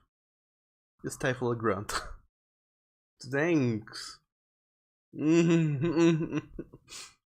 Are you okay, sweetie? Yeah. Why didn't you pick up? I'm having dinner right now. Nah, I'm already pretty full actually. What a week. Whew. You finally got some downtime this weekend. In terms of your studies, you're close to flunking out. You and Penny have been slightly annoyed with one another. You and Ian are on friendly terms. And finally, you got $100 in savings. That's awesome. You don't have anything major planned. How will you spend your extra time this weekend? Tutor at the Student Learning Center for extra cash. Get a head start on a term paper, or watch the new horror flick It Came Inside with your roommates for $20. Oh boy.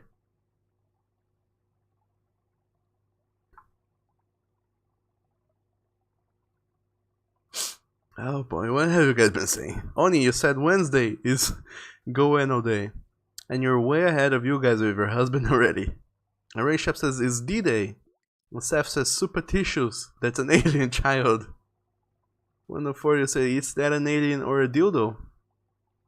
And Oni says, damn, those are some fine looking tissues to destroy with your dick. Oh boy.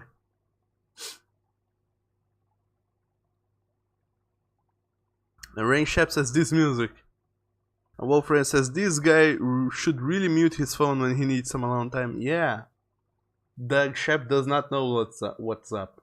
You have to lock all the doors, turn off all the phones, and really cut yourself from the outside world. And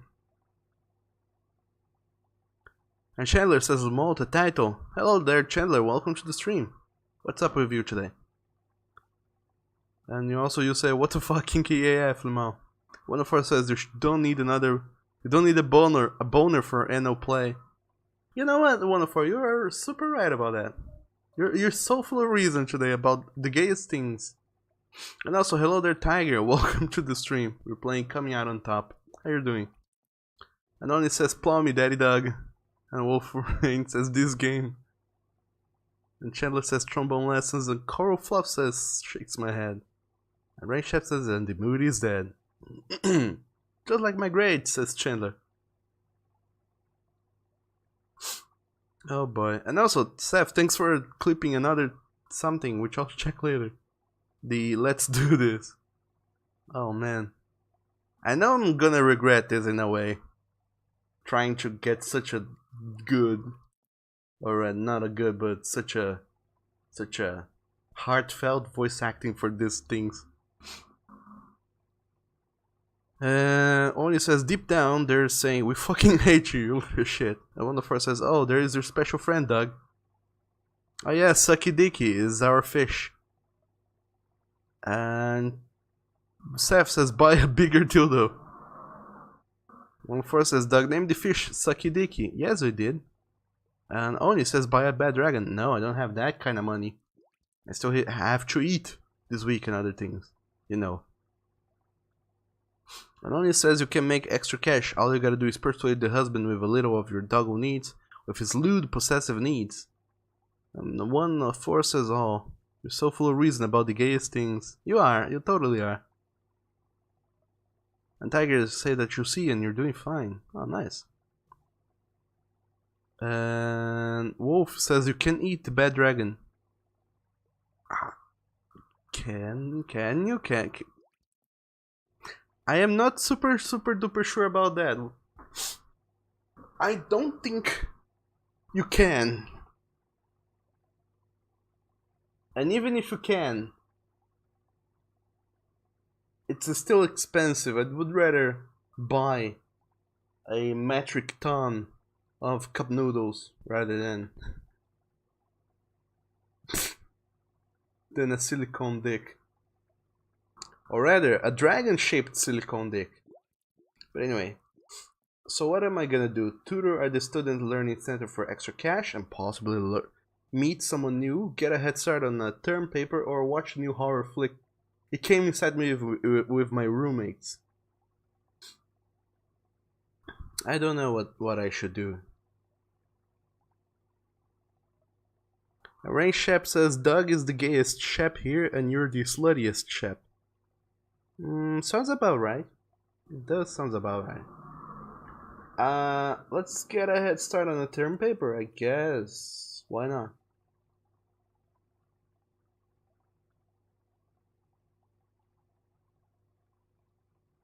Sure. You do a bunch of research at the library and feel pretty stinking good about yourself. And that's it. It's Tuesday. Or rather, Tuesday. You have your first exam tomorrow. The semester has barely begun, but exams are already happening. And of course, you don't feel like studying. Beat off to Lumberjacking Volume 3 or study for the love of Christ. I mean, you can't say no to lumberjacking.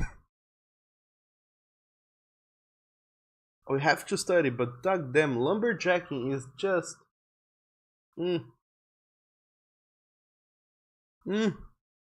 All game. Okay, I'll study. Dog damn it. See, Sucky Dicky, you can't go around chained to the insatiable demands of lust. I mean, look at how ridiculous humans are, trying to fulfill our carnal desires in oftentimes the basest and most degrading of ways. It's pathetic. We act at the behest of hormones that magnify every desire, every urge, until we are overwhelmed and enslaved by our own chemistry. Can one be said to be human when acting in such a manner? Or is that, in fact, the most human behavior of all? What the hell is this? What the? Weird. Guess it was a sonic boom. Anyway, back to...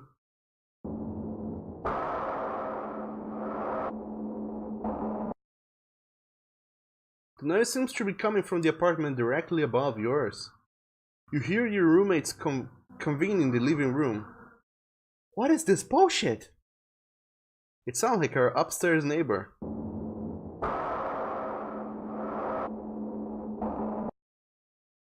It sounds like Godzilla getting fisted by King Kong.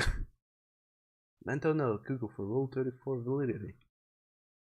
Can you guys handle this? I'm in the middle of something important right now, or one of us should go and see what's up. Now, which one of us has the requisite social skills to handle this with diplomacy and finesse? I guess I'll go. And then you say, the thing is, Doug, I like you and I really like your dick, since he chokes puppers like you. One of us has Lumberjacky Volume 3, you want to know all about this. So do I, as a matter of fact. Chandler says philosophical AF. And Wolfram asks, is he bowling? Might be. And Chandler says, she has purple hair. Social Justice Warrior confirm. Maybe. One of us should go and see what's up. Huh. Is this even a real question? What am I, if not charismatic? Are you kidding, Ian? The last time you had a word with our neighbors, our tires got slashed. Remember now, the police couldn't prove it was then. True. Multiple people in this building want to slash our tires. Well, I'm gonna handle this my way. Peer review. Peer review? I'm going to threaten them with a nasty rating on rateyourneighbor.com. My dog, you've gone mad with power.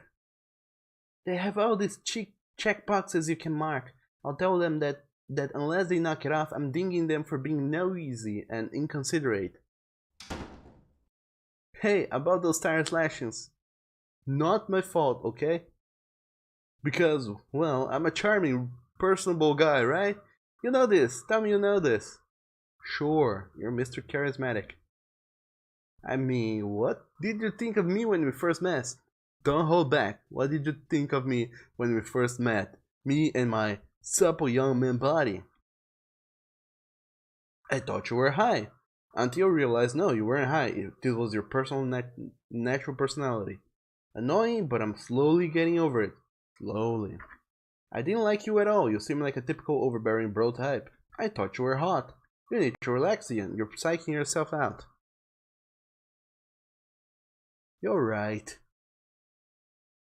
I'm getting myself worked up over nothing. Thanks for the reality check. Penny, what happened? There are no checkboxes for what I just saw. You better go up there, dude. I thought you wanted to take care of this. Not saying it was my fault or anything that one time, but I just bought new tires, man. Well, it's after hours. This is against building policy, so I'm calling the police. Fine, I'll go. I'm sure Godzilla and I can come to an agreement. Let's go meet Godzilla, or as the Japanese would say, Gojira. You climb the stairs to the 3rd floor. Through the 323. Your footsteps echo down the hall. It's quiet. Almost eerie. You knock and wait. Nobody answers. You knock again. I know you're in there. Oh my dog, who is this person? Gah. Hi. Thanks for coming by. I'm Jed. Christ. You're early. Party doesn't start for another 2 hours. Let me guess, you got so excited you didn't bother to read the email. Don't stare at it, don't stare at it, don't stare at it. Hello? You are Cum Slut 97, right? Cum what 97? You messaged me about wanting to be my MVP for a bukkake party. You're a lot taller than your profile said. But whatever, it's not like you're gonna be standing during or after. or after. Whoa, look. I live downstairs. I'm just here to tell you to keep the noise down or... alright, that's me, Cumslot97. No, I'm not Cumslot97. I'm here to tell you to keep the noise down. Tug them. Tug them, keep the noise down. Keep everything down, in fact. Oh, you're not Cumslot97.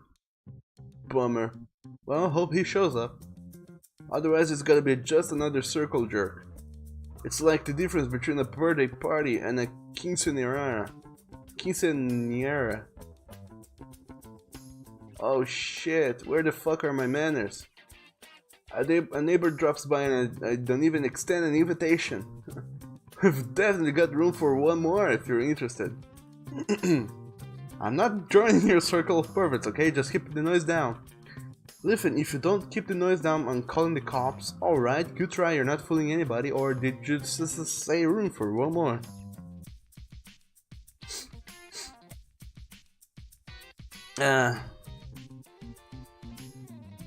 I'm not joining, I'm a pure boy.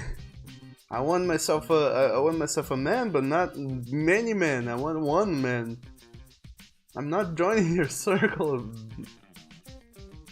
Listen, if you don't keep the noise down, I'm calling the cops. You know, I'm calling the bobbies, and they are gonna come and take it down, and... Or hopefully they don't join it. Please don't let them not join it. Sweet, officers of the law give the best BJs. Weird, huh? Tell them Jed sent you. You stare at his door for a minute, recollecting your senses before heading back downstairs. It's quiet for the rest of the night. What a freak! You study for 2 more hours, then hit the sack. That happened. That dog them happened. Oh boy. So, what are you guys thinking of this game so far?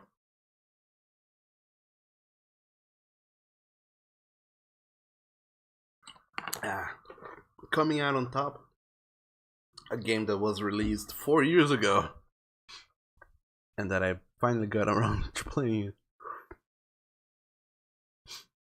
And one of us says I had blue hair once. Does that count? Perhaps, I don't know. And Chandler, you say you need to lack common senses and hate everyone, including yourself, though. And one of us says, oh, you're one of those. And Bone says, is Doug chasing dads? I would if there was any. I have not yet found any dads. But nonetheless, welcome to the stream, Bones. How are you doing today? And only you say you're guessing they're watching Backdoor Sluts 9.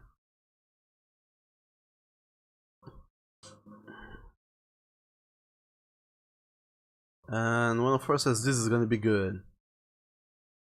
And Bone says, boo, your messages got checked twice. Did they?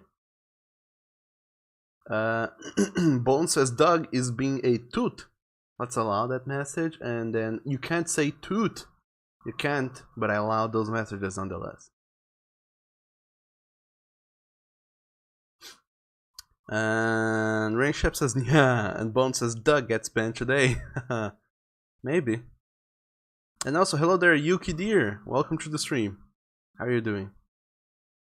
And theoretically, this game has no sex or sexual pornographic content. I mean, who am I kidding? It certainly does. But it's also a visual novel about education and whatnot, so... let's hope things go out alright. And Tiger says, oh man. And Chandler says, what the fuck that name? And 104 says, join, OMG, yes. No, 104, shall not join.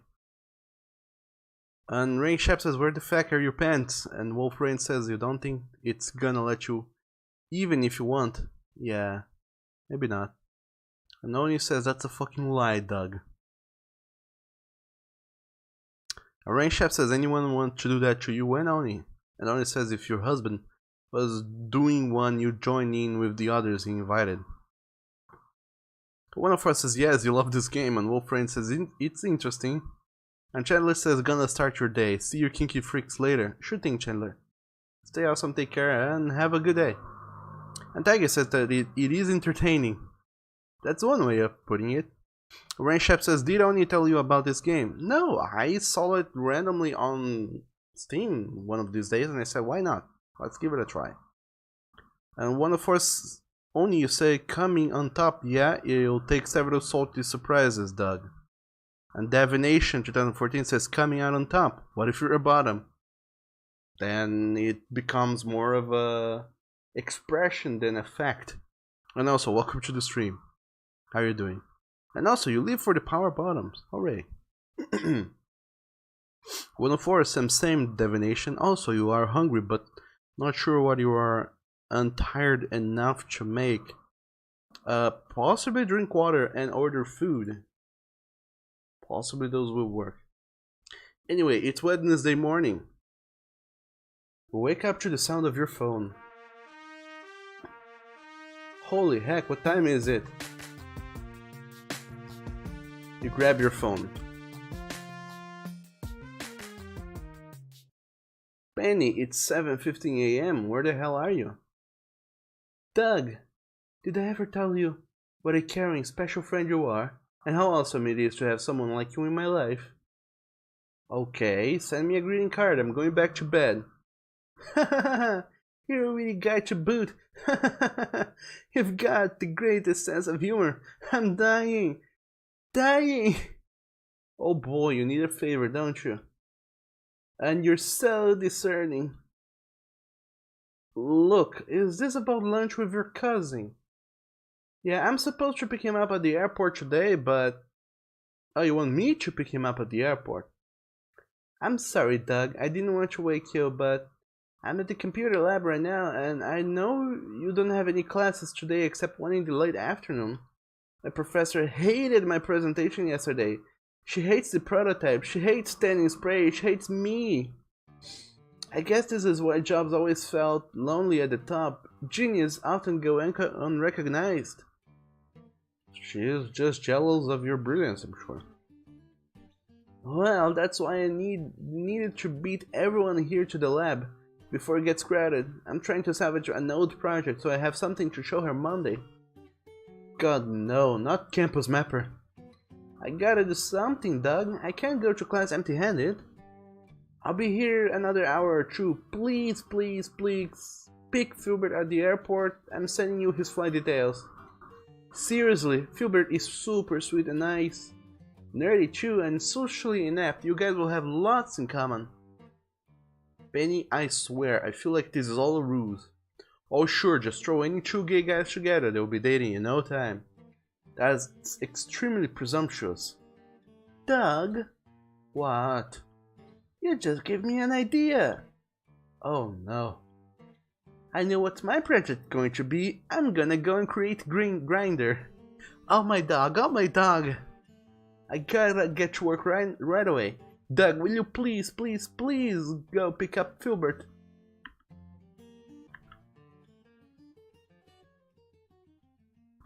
Doug Finer, you know who loves getting up at the crack of dawn? Ian! Ian does. Alright, let's go pick up Filbert at the airport. And also, welcome to the stream, Nikolai. Welcome. How are you doing today? Oh, you're the best. You're like my Wozniak, Doug. I like how you think that's reassuring. You switch off your phone, grumbling. You're not going to have much time to get ready before you go to the airport, much less rub one out. You pull up some clothes. Beat me, Daddy Doug. I've been a naughty boy. I will do no such thing, Oni. But thanks for the bits, nonetheless. And also, Nikolai, you say, how are you doing today, Daddy Douglas? I'm doing good. How about you? Welcome to the stream. And Bone says, the fuck is this remix? It's my ringtone. And Oni said, and stay hydrated, you beautiful dehydrated daddy. And Bone says, you need that ringtone. And... One of four says, Dogger. And Bone says howler or too late. And Seth says good lord. Oh, you know it.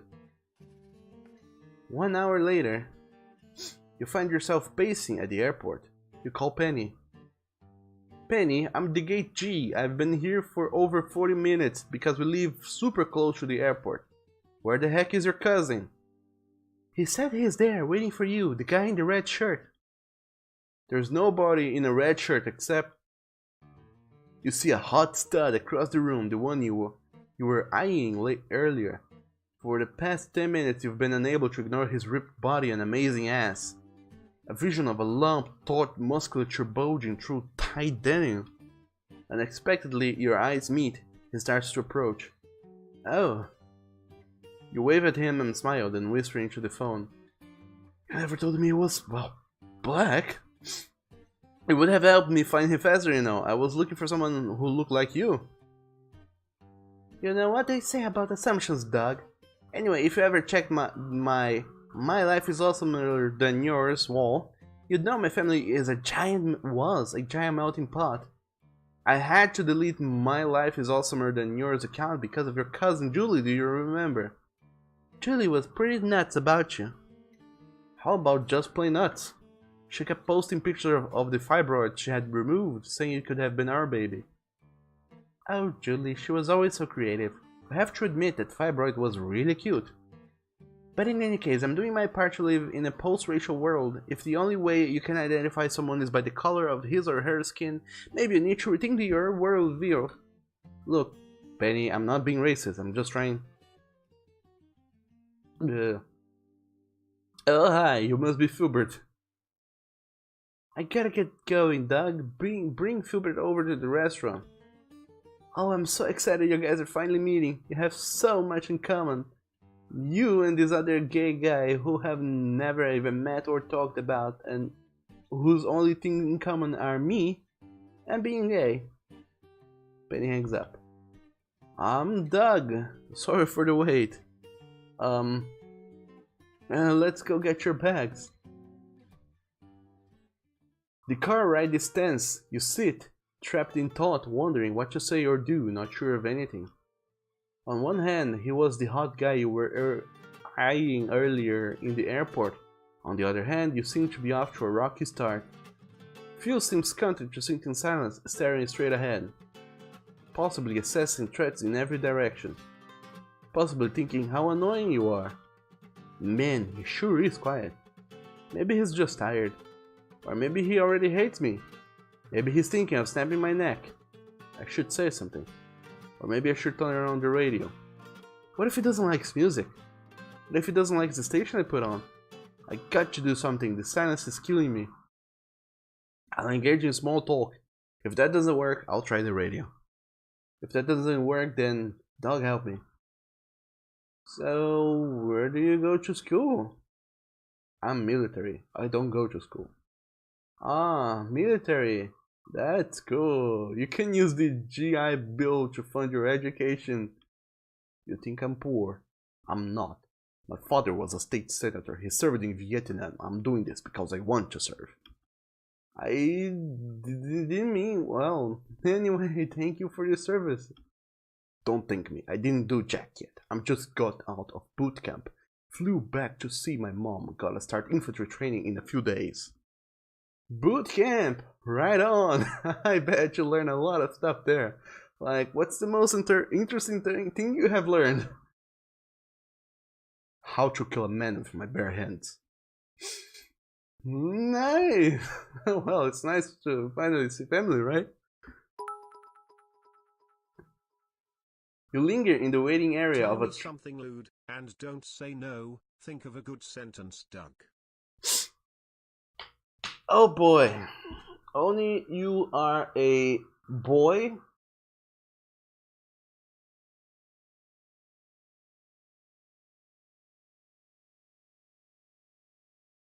A good boy. And at the start of this stream, one of the very first opportunities we had was to name our fish. His name was a Slurpee. One of us suggested Sucky, so I named him Sucky Dicky. but our first thought was to name him Saki Oni, because you know,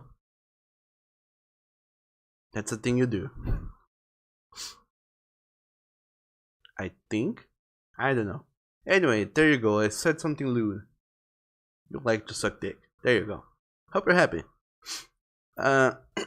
Oni said, Doug, damn it, you will do it. You lewd triple you.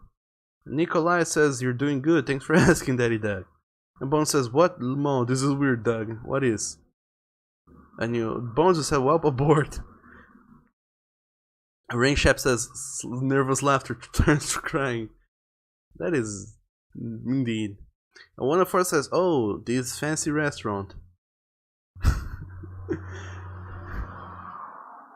And yeah, one of our, I don't know, that caught me by surprise. I don't think lewd things that often. You guys might think I do, but I don't. And also, Leo, welcome to the stream. How are you doing today? And also, hello there, Jay Midokami. Welcome to the stream. How are you doing in this lovely Wednesday that we're having so far? You linger in the waiting area of a trendy restaurant where you, Penny, and Ian have celebrated numerous birthdays. Few comments on the menu posted in a glass case. $20 for what? To what amount? To a bowl of rice. Christ Almighty. Oh, that Penny running late. Give her a call. You punch her speed dial on your phone. We're here. Waiting. Already? You know, I was thinking you and Philbert would be so wrapped up in conversation you'd lose track on time and forget all about me. Haha, nope, not at all. That's not it at all. I know exactly how long we've been standing here. He grumbles about sloppy, indulgent civilians at least once every 5 minutes. Overpriced portions for people who lead such boring, meaningless lives that going to a restaurant actually excites them. I'm still at the lab. Gross, did you hear that? This keyboard has serious issues. The G key makes this squishy sound each time I press down on it. I'm going to need several showers after this. I don't know how much longer I can survive without my own computer. You'd better be walking through that door in the next 10 minutes, Penny. Okay, I'm leaving right now. Go grab a table. Did you see that guy in sweats? You know what he could use? A run through the crucible. Remember, my cousin's shy, okay? You can do it, Doug. Talk to him. Connect. And remember, he's been at boot camp for the past 13 weeks. He's probably forgotten how to talk to civilians. In fact, I bet he's feeling more self-conscious and awkward than you are. You glance at Phil. Decadence to this degree is a sign of civilization in decline. Look at what happened to Athens. I somehow doubt it. Hurry the fucking up. The waiter sets bread on the table and takes your drink orders. Iced tea for me, please. Oh hey, I remember you. 3 packets of Splendor, right? And you, sir? Water, no ice. The waiter strolls away, whistling. Phil picks his cloth napkin, unfolds it and places it on his lap with deadly precision. Maybe it does feel out of place. Perhaps I should make an effort to converse here. Should I? You and Penny are pretty close, huh? So I hear D&D was a big pastime of yours. D&D. Tell me more about why you joined the Marine Corps, or just eat bread. Let's talk about the common subject, Penny.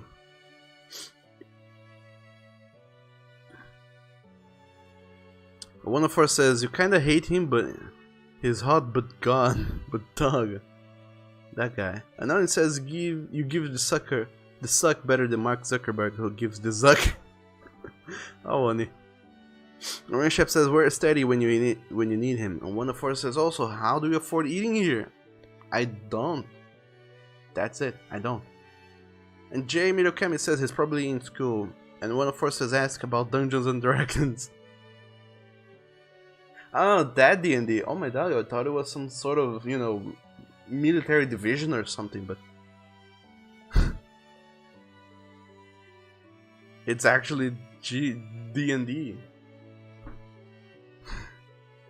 As in dicks and dudes. So I hear dicks and dude was a big pastime of yours. Also, how are you gay and in the military and so... Dog them. And Zach says, good news, Doug. There is a daddy you can talk. Well, I'll get to that when I get to that. But thanks for the heads up, Zach. So I hear D&D was a big pastime of yours. I played some back in high school. It was a complete waste of time. Just one more way people in this society choose to escape from the real world. You shove a piece of bread in your mouth. You hear a shriek behind you. Oh my god! Ah, hi Penny. Phil gets up, they hug awkwardly, like cousins. It's so good to see you, Filbert. Phil, I don't use the name Filbert anymore. Aw, I like Filbert. But fine, whatever, things change. Speaking of which, look at how cute cut you are. Penny oohs and ahs over Phil's biceps. I'm not done with training yet. I'm off to infantry school in a few days. I love how the base is close by. I'm hoping we can hang out more often now. We'll see. I'm gonna be busy enough as it is helping my dad with fundraisers, on top of trying to pass the equals for Recon. I heard that program's brutal. I saw something on cable showing how most of the guys fail because of the insane swimming challenges. Yes, swimming's where most of the police get dropped, so I have been training at the beach whenever I get the chance. Oh hey, guess who else knows a thing or two about swimming?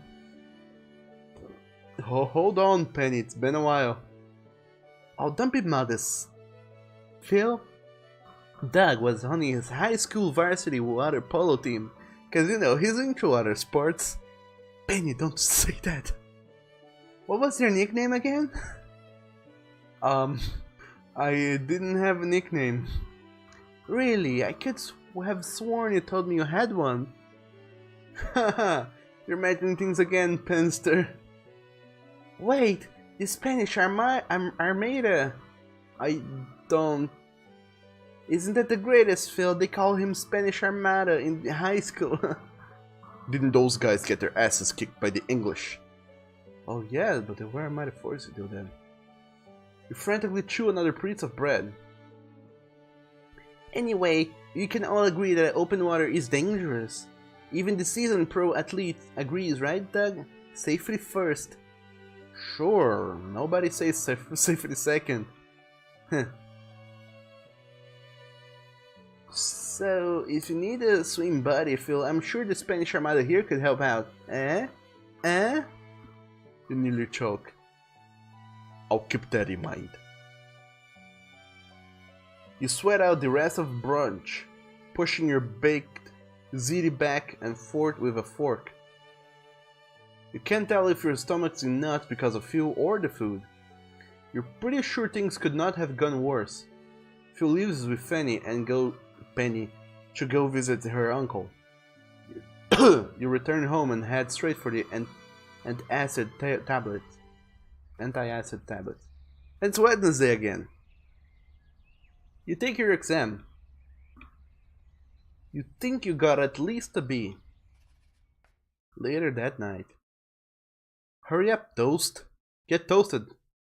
I swear I'm so hungry I could eat a village of waist-high people made entirely of spam. Oh hey. It's an email from Lisa, the woman who runs the tutoring program at the Student Learning Center. You have established a nice rapport with Lisa over the years of tutoring at this SLC on weekends. Occasionally, she sends you jobs for students who need extra one-on-one attention. You look over the job description. Interesting, she says this is a special assignment. You'd meet with a student this Tuesday for a 2-hour session. The pay is higher than usual. You pause as your imaginations run wild. You vision a dark, handsome student stretched out across a bed. The son of a foreign dignitary, listening attentively as you teach him one dirty word after another. You mentally kick yourself. Man, I've got a good rep as a tutor. I gotta stop fantasizing like this. Accept a job you can use the cash, or tell her no, you want to keep your schedule open. I don't know.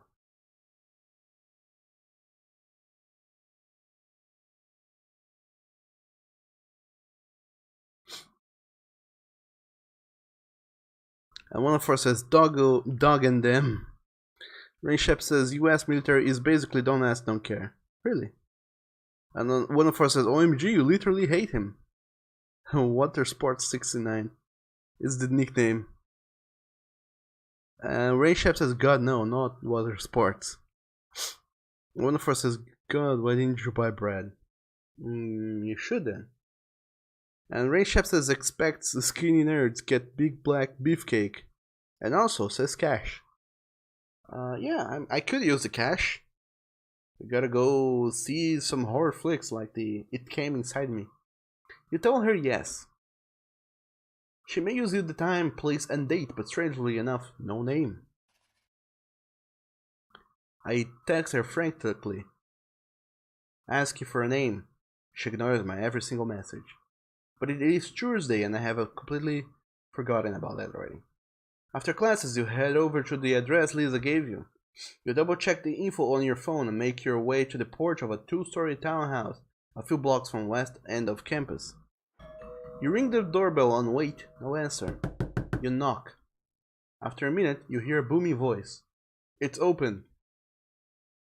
Oh boy. You're confronted by an impossibly large, beautifully carved statue of a man. Look at those muscles. I am looking. This is the sound I make. You speak in slow, steady tones, enunciating each syllable to make sure he understands you. My name is Doug. I am here to tutor you in English. Tutor me in English. Oh, whoops. Actually, I must be looking for... So just because I'm not white, you assume I need remedial English lessons? No, it's just that I was given very little information. How about a tutor? Your face with my fist, bro. Whoa, I was just given a time and address. I assume I'd be tutoring whoever answered the door. Yeah, I'm just playing with you, bro. I'm known for being a funny guy. Just don't make me have to raise your awareness. I hate when I gotta do that. Anyway, they must have given you the wrong address. Team policy is to hire smoking hot babes, and you are neither smoking hot nor a babe. So run around now, do the tour. There must be some mistake. Maybe you could check up with some of the others. I'm not intimidated by you, fathead. Now you best step aside before I have to put the dude back in tutor. What? What do you mean I'm not smoking hot? Check out these nipples. Show him your nips. Oh boy. There must be some mistake then. Yo, boo. A second giant appears. Roman, I see you've met Shep the tutor. You take a step back, trying not to stare too long at this large appliance-like girth.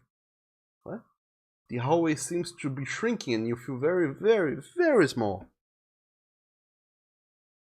Bo, you did not. I did. I asked the gal at the learning center to send a male tutor for bread. A smart, responsible nerd of a man. Look at him. You can tell he's the kind of guy who'd rather do extra credit than go to a party.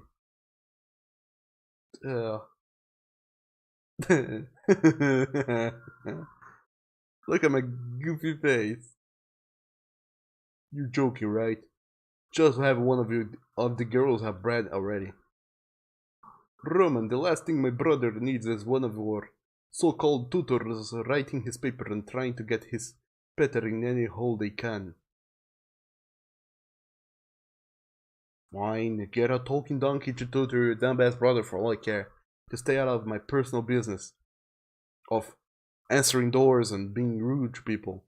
Have fun, do the tour. You got your work cut out for you.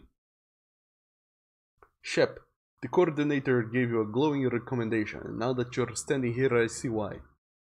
You seem like the kind of man another man could trust with his little sister. Well, actually, Bo cuts you off.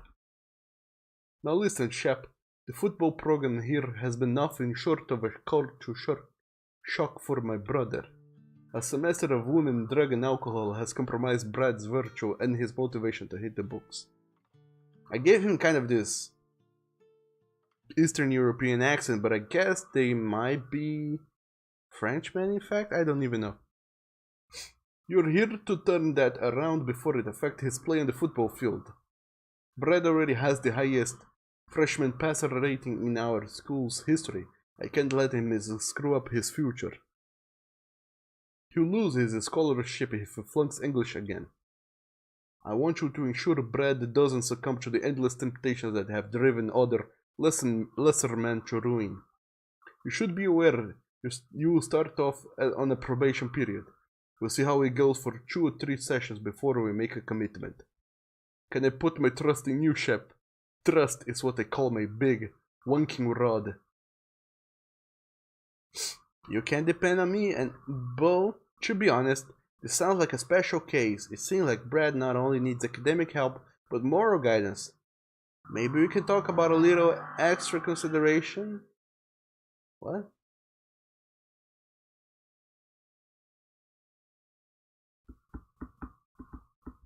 I don't even know. Sure, you can depend on me. Excellent. Something tells me you're going to be just the influence Brad needs. Don't let me down, or my brother, or the thing, or Orly. But especially not me. Brad's in his room. 2nd floor, 3rd door to your left. The stair creaks as you ascend, trained and wary from the massive slabs of beef that trudge them relentlessly. The door is halfway open. You poke your head in and scan the bedroom. Empty, you open the door further for a better look. There's nobody in. A loud groan interrupts your thought. Your eyes drift to your feet, where a beefy redhead lies face down on the carpet, next to an immaculately arranged row of empty beer cans. Shit, sorry. With a grown effort, he lifts his head. Who are you? Your eyes dart quickly over his tawny skin and thick everythings. You notice the outline of muscles rippling across his back underneath his tank. Your throat goes dry. I'm Doug, your tutor. We have a session today. What? Alright, gotcha. Give me a sec. Brad closes his eyes and groans. He lifts himself off the floor with a grunt. Oh boy. Stumbling a little, he steadies himself. Let me get my books and stuff. He turns towards his desk, shuffling through a pile of books and papers. I wanna make some macaroni and cheese to get those flashbacks when I stir it. What? What do you mean, Oni? And also, thanks for the bits. And Rain Shep says, Oni, your dream date is here. One of us says, do the tour, show him your nips. Oh my, redhead, Girth. And you'd hit his books. And Rain Shep says American would be my guess. Yeah, I'm guessing it is, after all. I was the one who's racist, after all. Your eyes linger on his perfect thoroughbred calves as he leans forward. You follow the curve up his thighs to the swell of his glutes, a pair of thin jersey shorts struggling to contain his glory. Oh my dog. You avert your gaze just as he turns around and hands you some books and a packet of paper. You open one of the books, removing a sock tucked between the pages. I'll get on all fours 'cause I'm a good boy. Is that what good boys do? Really? Is that it? Bones the quote contain his glory. Yeah, that's a way of putting it. I never called my doggishness my glory or anything, but that's a way, I guess. And also, you guys, be mindful of overdoing the RPs in here. We always have the Discord servers for that. Bookmark. Oh yeah, sorry. He flings the sock across the room into a hamper. You met Bill, right? Did my brother explain how I flunked English comp last semester? Yes, he did, but you know what? Don't sweat it. It's all about getting back up, dusting yourself off, and hopping back on that horse. A little effort will go a long way. I'm sure that with the proper help you will do fine. Oh man, you're the greatest. Now see, this class doesn't have tests, just like 3 term papers I gotta turn in. The first one due in 2 weeks, just drop it off when you're done. I'm sure a smart guy like you can crank out these essays like they're nothing. Yeah, writing is my forte. Wait, what?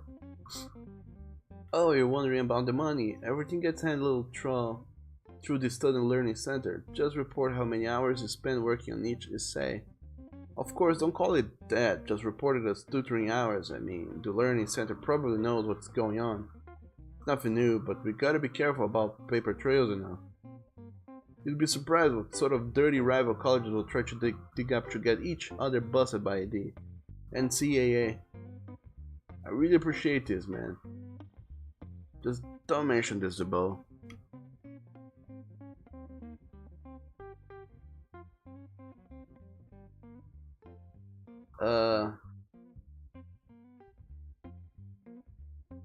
Well, what? All these options. Hey, I'm here to help you with your class, not write your papers for you. Look, between your overprotective brother and the fact I could lose my job, this is crazy talk. I'll do it for 50 a page, with the stars in your eyes whispers. Anything for you, Brad. Or let me tongue your tight little starfish and we'll call it good. Oh, game, you and your options. Look, between your overprotective brother and the fact I could lose my job, this was crazy talk. So we just don't tell him and you will be fine. I don't... 35 a page. Make it 40, or did you hear anything I said? I can't go higher than 45. This is against everything I've ever believed in, but okay, the money will go for purposes beneficial to the progress of mankind. Or no, stop trying to bribe me. No bribing. Oh, alright. You've made your point. You better go, we're just wasting time. You head downstairs. Bo stops you before you reach the front door. That was an awful quick tutoring session. Brad didn't want my help. Oh really? Brad, you weasel! Bill charges up the stairs, his footsteps pounding against the floorboard like thunder. The house reverberates with thumping sounds and angry, muffled yells from the brothers upstairs. It's apparent your tutoring session is over. Not sure what else to do, you leave. You figure you'll get a call if you're needed again. You will get a call if you're needed again. And it's Friday. You had your anatomy lecture. Well, at least Alex, Professor Davis made his intentions loud and clear. Nothing's gonna happen between the two of you. Nothing. No date. No kiss. No frantic make out sessions wanking off each other's half-buttoned shirts. No chance of him bending you over over a piece of furniture, letting you have it.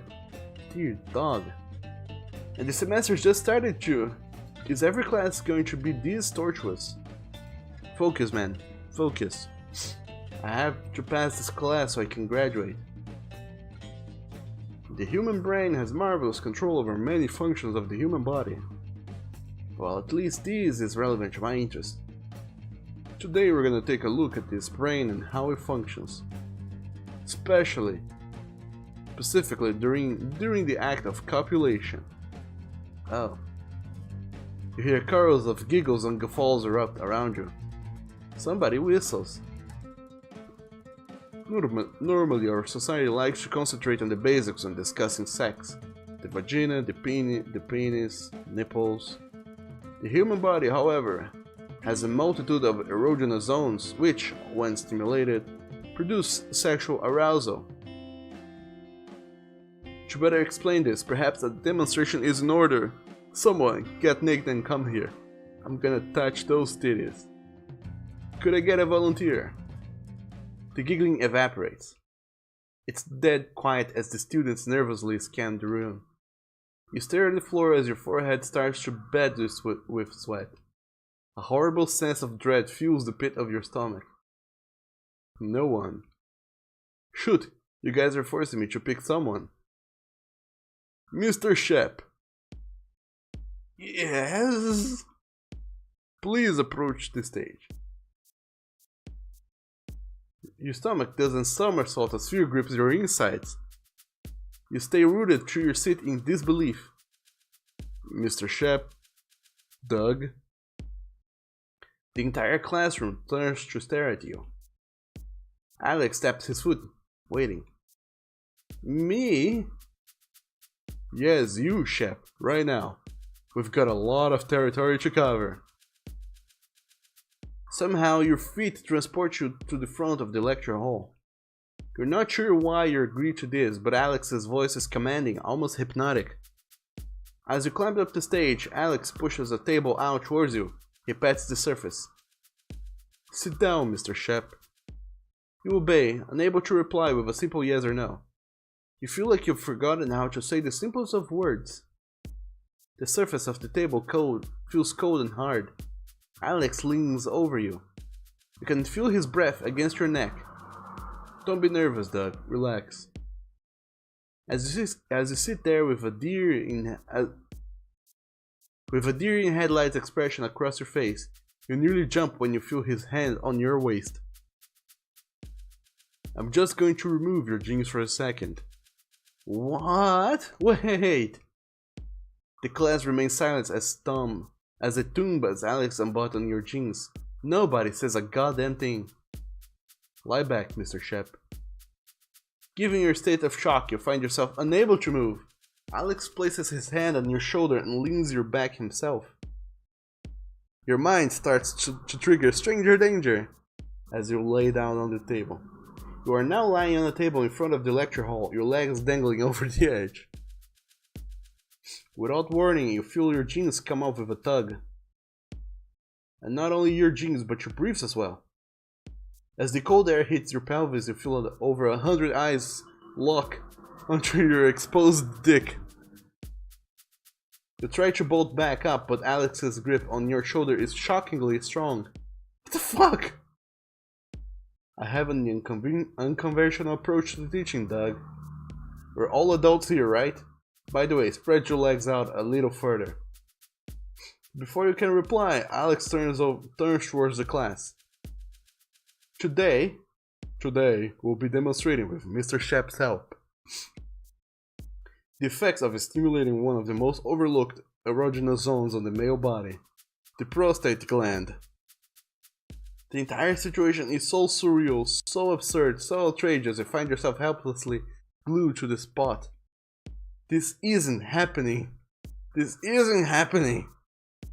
Your mind, relieved with the shock of being here on the table naked in front of over 100 people, seems to have shut down the ability of your body to respond.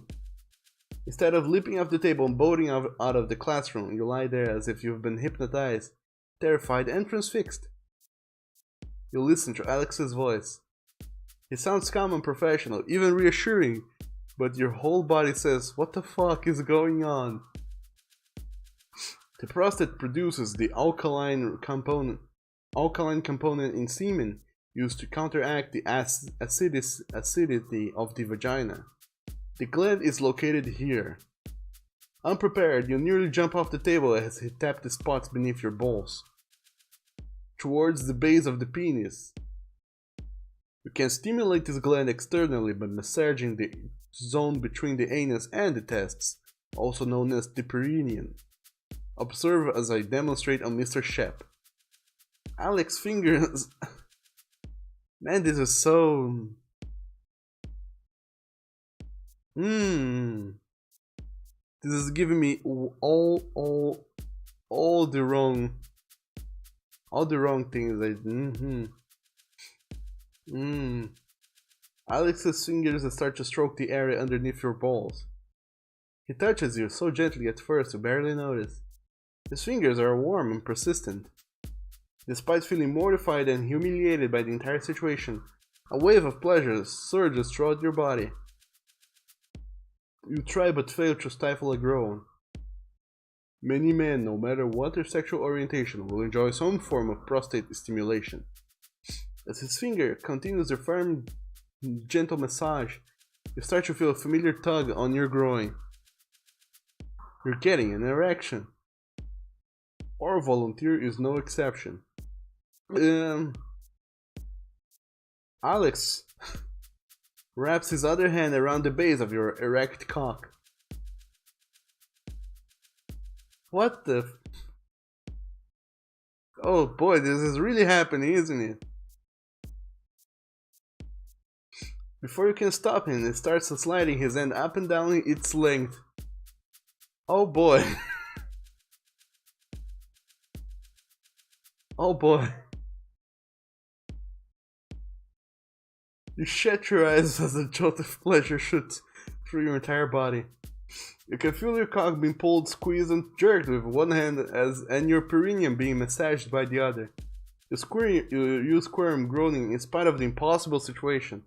No one utters a single word. You're thinking the entire class must be in a state of shock. You know, you sure as hell are.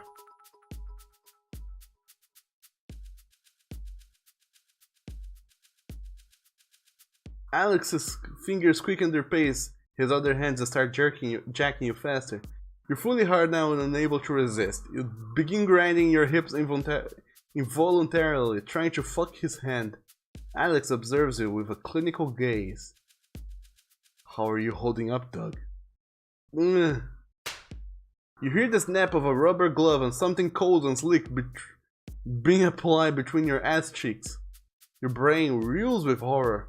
Your cock, however, heavy and erect, twitches in approval. Alex talks to you in a low murmur as he spreads the lube around your ass. He sounds calm and tad amused. Doug, I strive to fill my lectures with practical information that students can use to enrich their lives. Oh, hey, oh boy.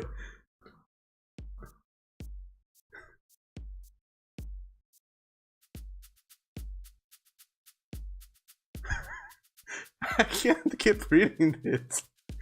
I can't. Oh boy, I can't keep reading this. Doug now. Doug, cut the stream, cut IT.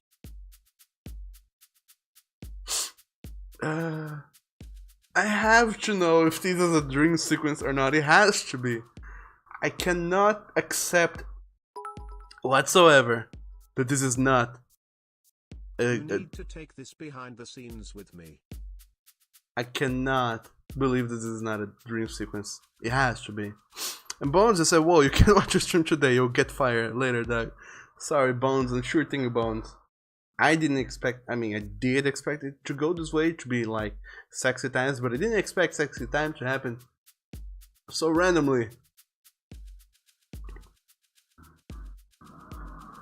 Boy, oh boy.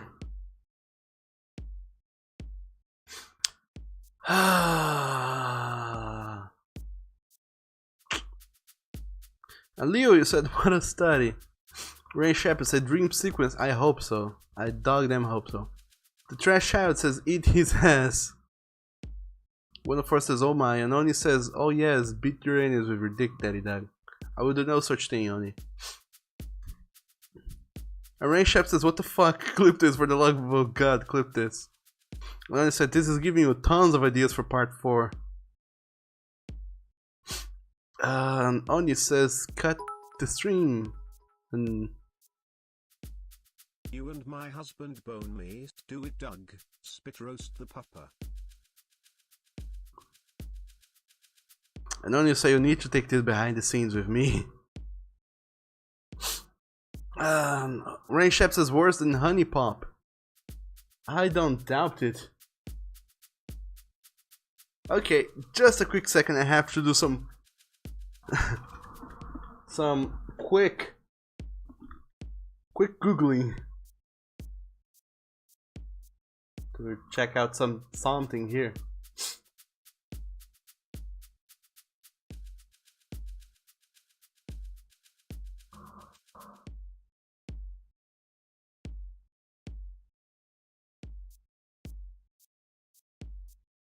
Twitch.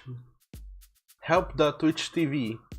List of prohibited games. Games are restricted from broadcast based on 2 criteria.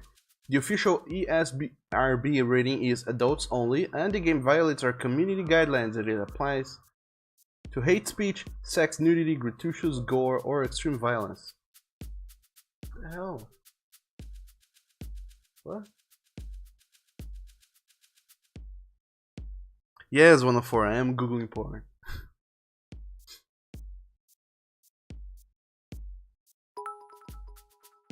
Alternate version of adult-only titles with an He's gonna do his business. Give him 1 hour tops. ESRB ratings of mature or lower are permitted, including mature versions of Grand Theft Auto San Andreas and Fahrenheit Indigo Prophecy. Game reviews are blah blah blah blah blah blah blah blah blah.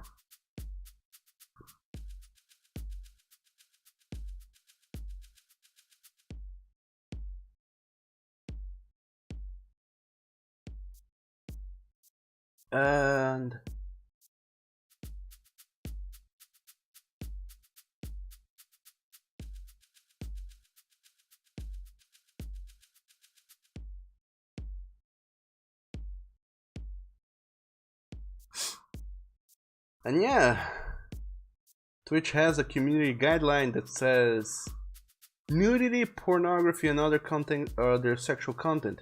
Nudity and sexually explicit content or activities, such as pornography, sexual acts, or intercourse on sexual services are prohibited. So, would you guys call this sexually explicit content or activities?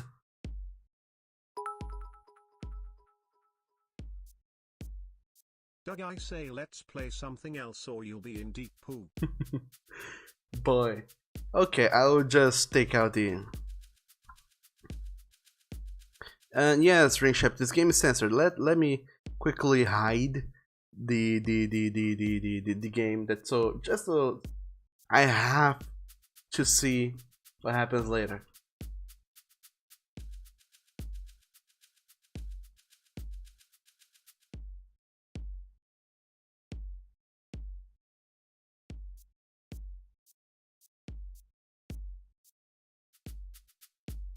Oh, this is a long sequence.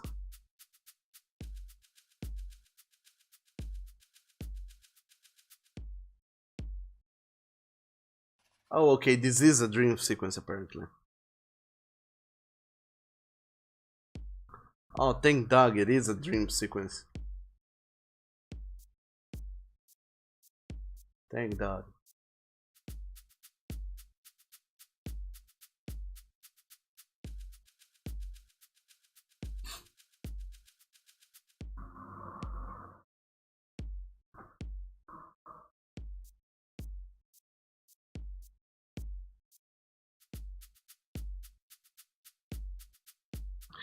Ah, okay, let's resume it. By the way, I advanced a little and I can't go back, but anyway. Now I know it's not canon.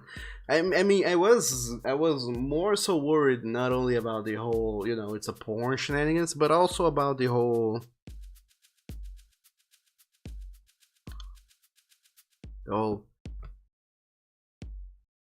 this whole thing feels wrong in many levels, as in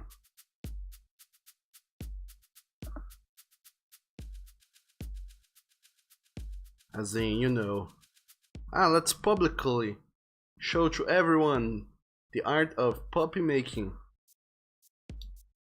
That's dog them.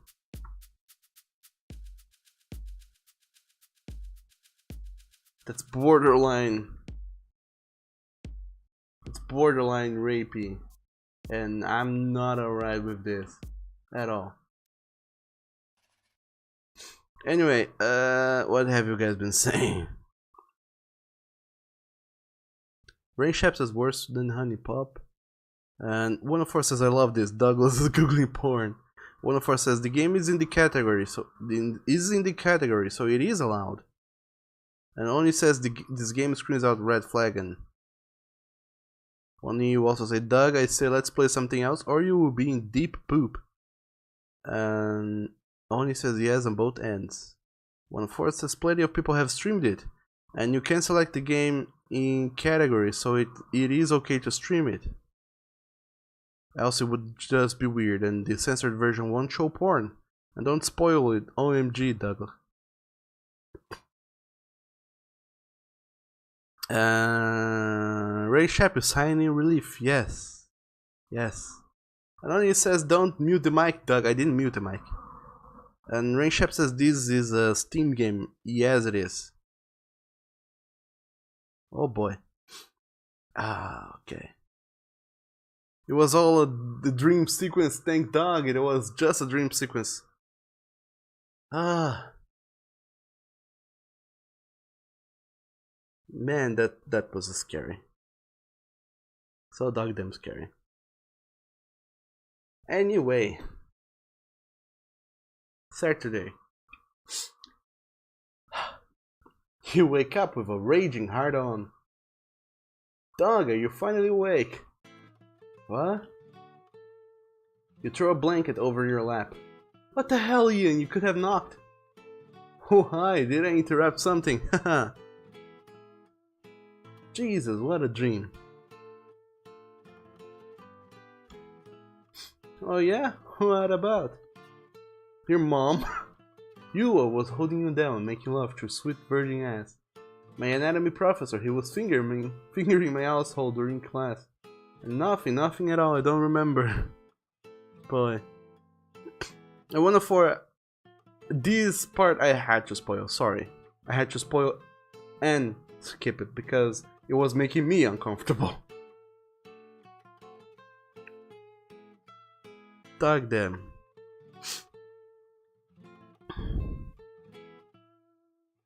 And Nikolai says, let's hope there's no children here on stream. There should not be, and if there is a maturity warning when you open up this stream, saying that there is gonna be mature content, so I will be talking openly about lewd things and cursing like a dog damn drunken sailor. And Fluffheart says goo gaga. Oh wait, that's a baby. The hell? Rain Ship says that was odd, and wait, why is he in your room? Possibly it was making lots of noises. I dream about my anatomy professor, he was fingering my asshole during class. Whoa, my virgin ears! He was showing how it's possible to come without having to touch my cock. TMI! In fact, I was just about to... Nice! Thanks for sharing, new subject. Let's talk about why I'm actually here. Look, you've been edgy ever since the semester started. You should blow off some steam, dude. Penny is convinced you're lusting after your professor. I'd have to agree. Can we talk about this at a later date? Like, after I'm dead? Look, it's nothing to be ashamed about. I mean, you've been holding in all that pent-up sexual energy for a dog knows how long. And now you're carrying a torch for this older, unattainable authority figure. Of course you'd be frustrated, angry, miserable. Right, I'm sure the lack of sleep has nothing to do with it. See, listen to how irritated you are. And Wolfriend says, singing during class, did you miss something good while it was lurking?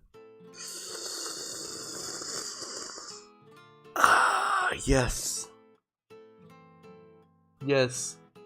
During class, my teacher took off my clothes and started having his way with my butthole. And then we woke up because it was a dream sequence, but it was a scary one. Very scary, and you missed it. I'm sorry. And Bones has run away as well. Dog damn it. Lest he be fired.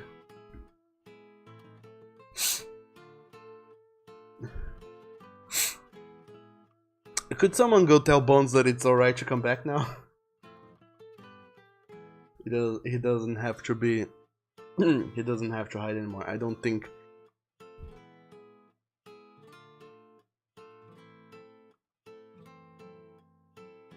Leo says, Doug, you need a cover image or a clean screen true image for times like that. This game is censored.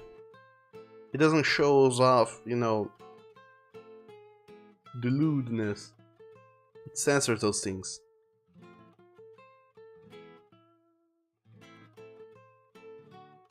It was mostly that the situation itself was uncomfortable, rather than the whole than everything anything else.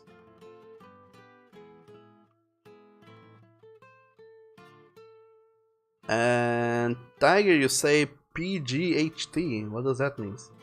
Rain Chef says only do it. Yeah, go tell Bones it's alright to come back. Alright, just give me a minute here to get ready. Or are you done with the armchair psychologizing? It's Saturday, I'm going back to sleep. What am I gonna say? Sure, I'll get ready. You pack your bag and walk to gym with Ian. Okay, I'll be in the weight room, dude. This temple of perfection didn't build itself, you know. Alright, I'll meet up with you. I haven't decided what to do yet. You yawn, trying to shake yourself awake. You don't much feel like lifting weight this morning. 3 options come to mind. A couple of laps at the pool sounds refreshing. Work up a sweat on the treadmill, or exercise. Please wander around and enjoy the eye candy. Oh boy. And Zach says, excited to meet the daddy.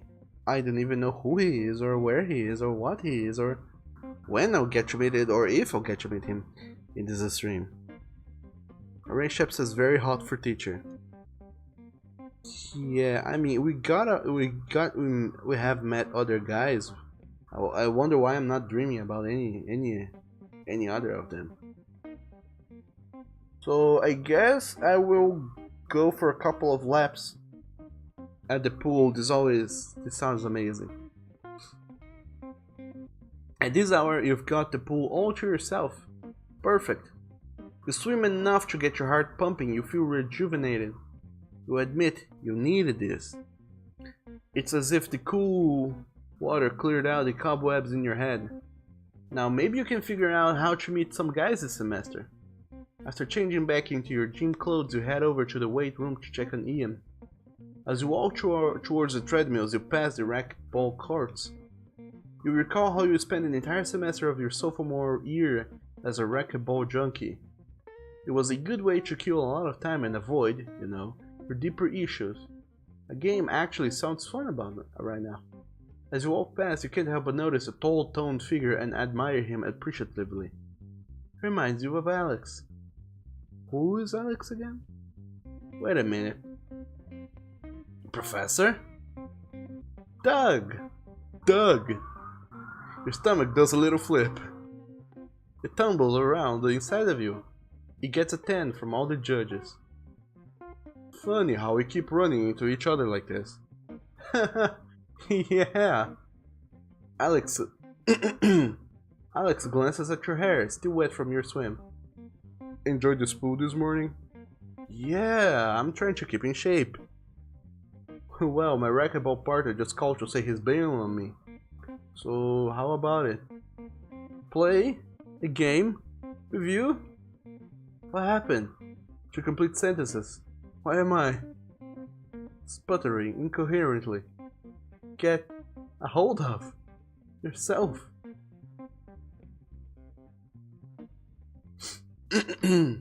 Sure, why not? No thanks, I'm hitting the treadmill. No thanks, I'd only destroy you, mortal. Or what are you doing here? Well, what are you doing here?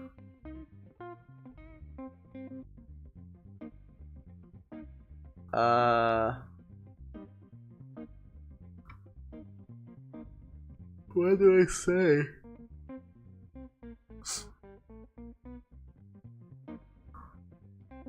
It looks alright, but I don't truly feel like pursuing this guy. He looks decent enough though, but I don't want to go and play with him and then lead him on and be like, okay, that's you and me get into the go and do the kinks.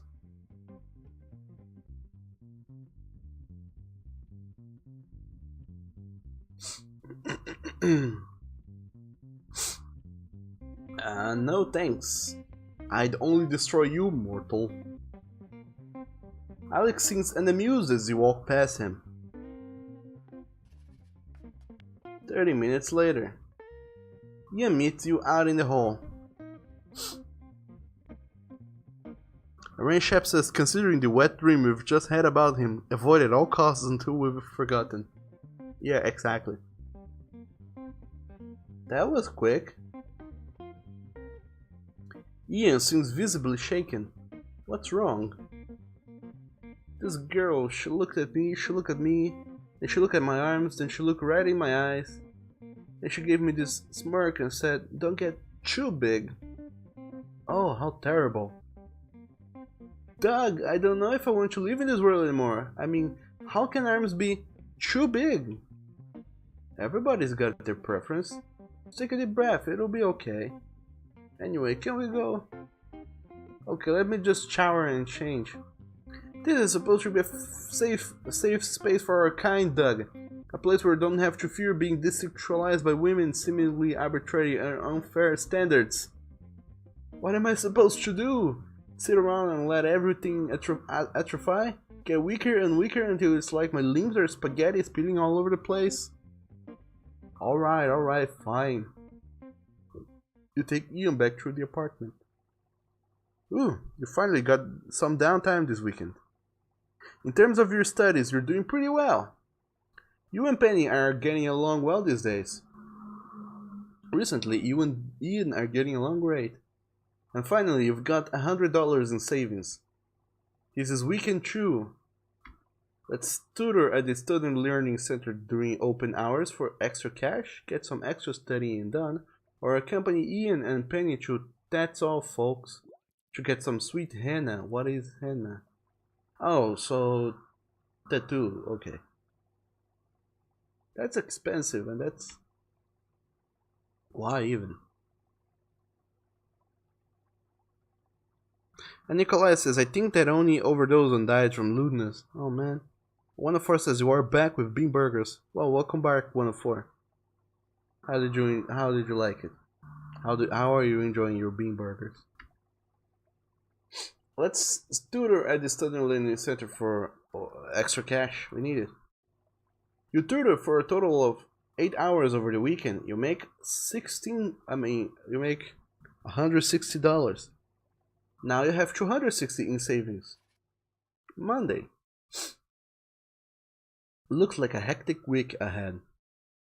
You dive into your reading assignments. As you step out of anatomy class on Monday, Penny charges towards you with her camera phone poised. She seems even more excited than usual. You know, if this programming thing doesn't work out, you could always become a paparazzo. Very funny, Doug. Listen, we're putting tanning spray on hold. I'm embarking on something far more revolutionary.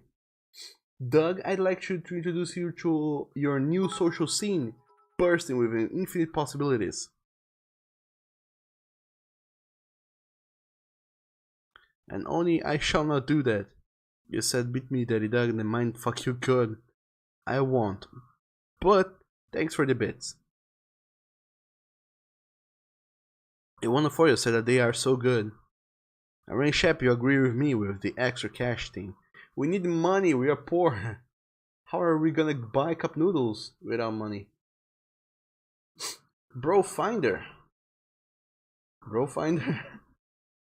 As your beta tester, I'm almost scared to ask. Consider it a gateway to meeting all manner of awesome dudes. I just released the beta, but it's already got over 100 users. There are even some bros around here. Can't wait to meet them. Him. Seriously, Penster, this is silly. First of all, I think there are already a couple of apps like that for gay guys. Secondly, this sounds like a social network where you just meet up with bros for a tailgate party, if you know what I'm saying. But don't you see, that's the beauty of it. It's got a very laid back vibe. It's not all hot and heavy right off the bat. I'll market it as a more casual dating network. Imagine just meeting up with a bro at a sports bar talking carburetors, trading jerky recipes, proteins. Low key, and then if you guys are compatible, well, you can take it up from there. I told you I'd be a wing woman, right? It's time to move forward. Whenever you're ready, just log in and check for fist bumps. Fist bumps? That's how you can tell if a bro likes your profile. A fist bump. A fist bump. Why not a chest bump? That's only if you want to meet. Fine, I'll take a look at it, but only to help you find bugs. Or I'm not interested in being your guinea pig for this, especially since it involves my dating life. I don't want to end up in pieces in someone's freezer. Sure. Let's help her find bugs. Sweet, you rock. Stop pouting. You thank me for this when you end up having your wedding at a monster truck rally. Someone's imaginative. And it's Wednesday. After a morning filled with classes, you meet Penny for lunch.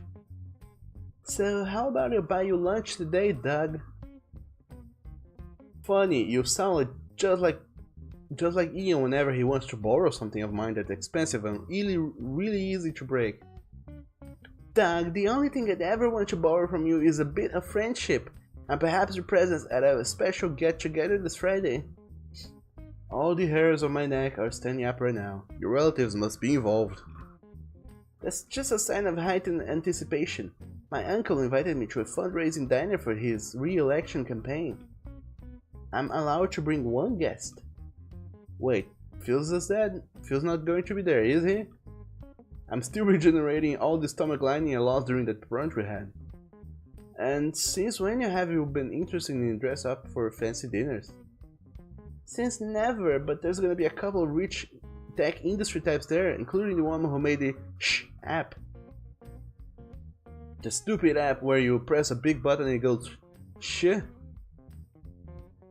Only one of many. She's also the mastermind behind the Fart app, the Quiff app, and the Shart app, the Blurt app, and the Spring app. She made millions.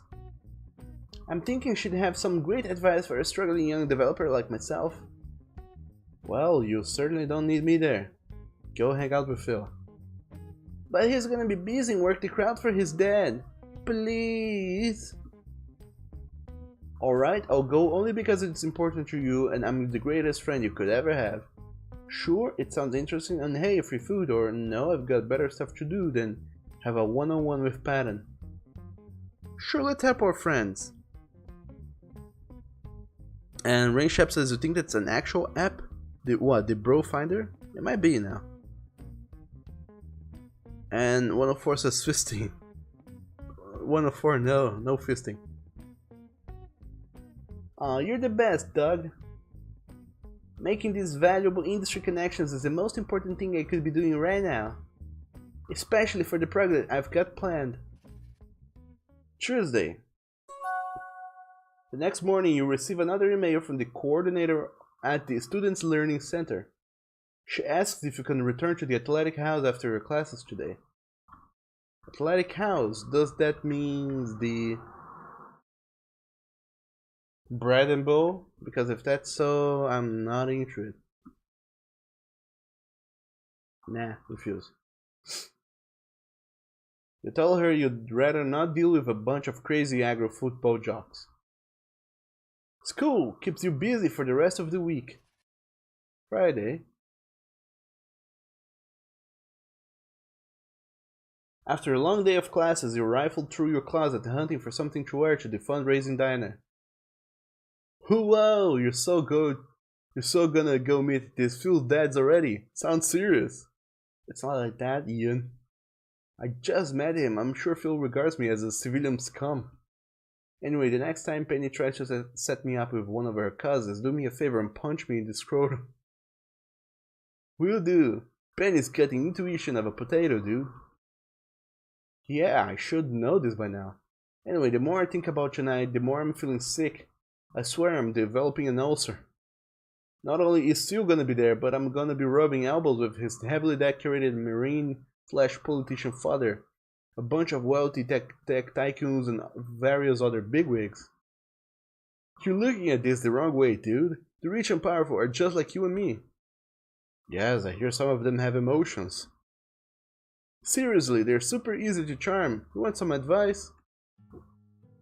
They love hearing about how they're the most important thing. How there are more important things than being rich. Quote philosophy and nuggets of ancient wisdom. Like what? Something from Aesop's fables? Or that's idiotic, Ian. What do you have for me? Nah, everybody knows these stories. The tortoise and the hare, the old man and the glory hole.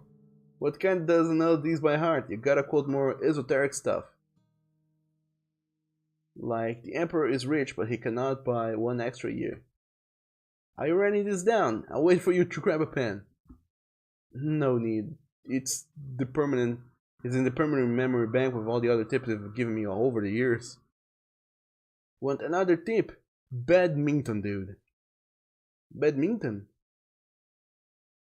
I swore you just said badminton. Badminton's a good fat cat hobby because it's eccentric but non-threatening. I'm not entirely sure you're getting all this advice. A silent film from the 2880s? A cartoon's from the 50s, actually. You'd be surprised by the amount of beating social commentary cloaked in entertainment made for children. Duh. Well, do you have a monocle? Because I sense it's what's coming next. A monocle! Haha, what a great idea! I totally don't have a monocle, but I do have something else you could use. How about this? People would call it a dildo, but you know, it's two-pronged, so you can put it around your neck and call it a scarf, a fancy silicone scarf. Ian dashes out of your room in excitement. You shake your head as you finish changing. After a minute, he reappears with a black object which he plants firmly on top of your head. The billionaires will love this. I see, you've finally gone insane.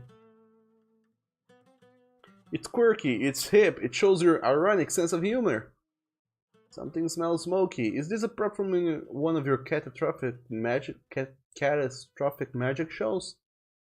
I still did not mean to set that frat on fire. It was totally their fault for having such incredibly flammable curtains.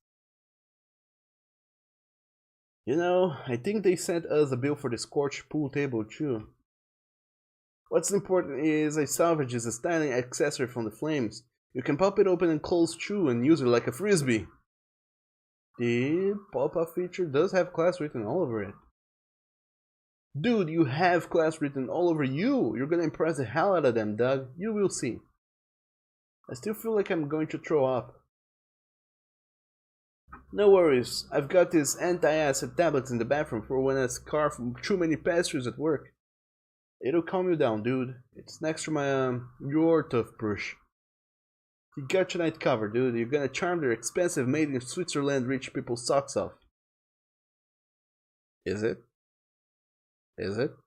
You stare at yourself in the mirror as you swallow a few anti-acid tablets. Do we go with or without the hat? What do you guys think? Hat or no hat? And one of us says yeah, it's the bread bow, and Rainshep says the bribe. One of us says glory hole, and yeah, totally straight. And Rainshep says buy at the very least. And one of us says also Douglas saying badminton is actually cute. Why? And Rainshep says have this, another dildo. And one of us says, have a chew, dual ring ship with a dildo. Oni says, lewd you, daddy dog. I will not do that, Oni. One of us says, wait, not only are they eating at fancy restaurants every now and then, but pay for Ian burning down things. They are super rich. Yeah, I just had the same thought. How in the world did these guys come across so much money for so many adventures and endeavors? Zach says hat. Rainshep says no. Nikolai say no. One of us says hat or no hat. The new fun game for everyone. Tiger says also no hat. Rainshep says be an idiot. Go with a hat. Wait, what? You had said no, but now you say yes, so that's true and true. And then he says draw my husband choking you with your leash as he pulls you and make you a mess. What? What the hell are you talking about, Oni? We're not talking about you getting lewd with your husband. We're talking about hat or no hat. The most important decision of the century.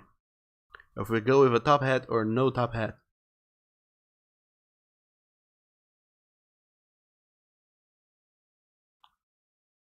One of us is draw Oni husband choking Oni with a top hat. But yeah, let's go with hat then. I'll keep the hat on for now. Funnily enough, the hat does feel comforting. You feel a bit like Abe Lincoln.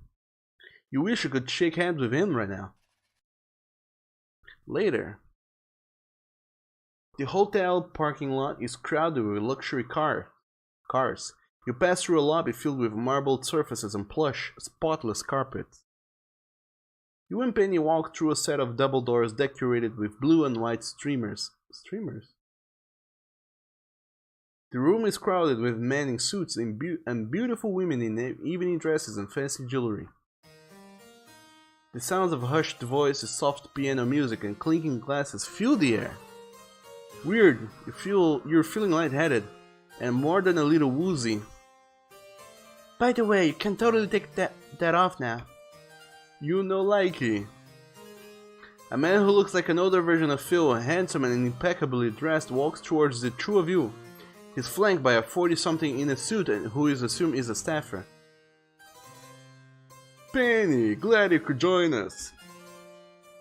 Phil's father glances at your hat, then you. He introduces himself. Donald Healy. Doug Shep, a pleasure. You tip your hat. That's quite a hat you've got there. Senator Haley eyes his companion uneasily. Mr. Shep, would you like me to check that very stylish hat into the coat room for you? No thanks. Penny gives you a little kick. Maybe you should take that off now, Doug. Take what off? Are you okay? I feel pretty good. I feel really damn good, in fact. Penny looks at her uncle and the staffer. My friend doesn't seem to be feeling well. I think he just needs a little water. If you'll please excuse us.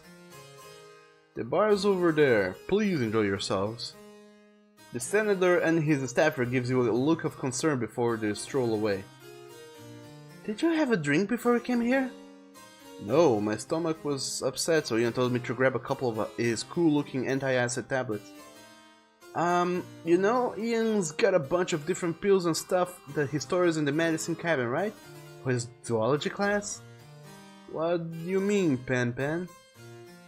Animal tranquilizers! Oh, Ian. Doug, stay right here. I'm gonna get you some water from the bar. Don't move. I'll be right back with...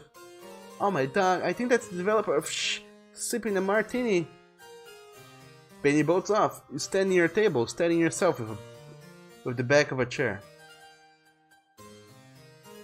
Hey, Philbert. It's Phil, let me take that hat for you. It's not my hat, I borrowed it.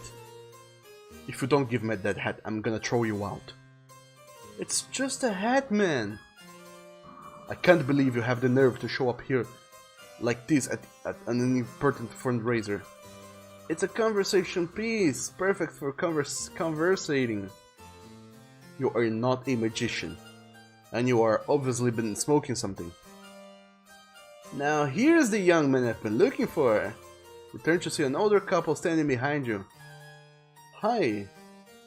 Hi, Mr. and Mrs. Walker.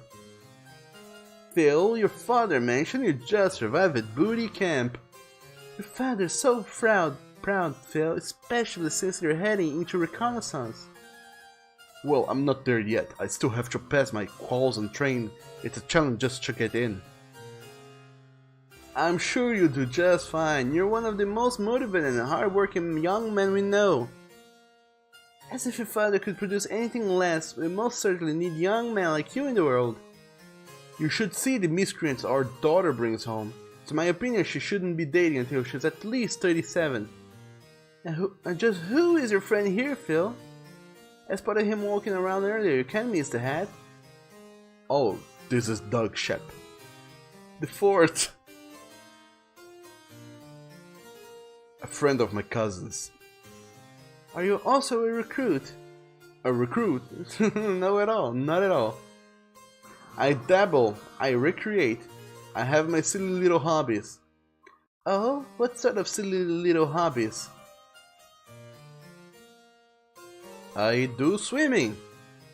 Oh, swimming, how lovely. Excuse me, Mr. and Mrs. Walker, but I was just showing Doug where he'd be seated tonight. Phil, relax, son. Your friend here is the most interesting person we've met in such a long time. We've always ended up at these political fundraisers, and frankly, no offense to Donald, but the crowd is always so dull, so very, very dull. Your friend is a breath of fresh air. Phil, your buddy seems like he's got personality, insight, a unique perspective on things. Isn't that right, Mr. Shep? Wealthy as I am, I like to stay in touch with the common people. The Emperor is rich, but cannot buy one extra year. Wealth consists not in having great possessions, but in having few wants. The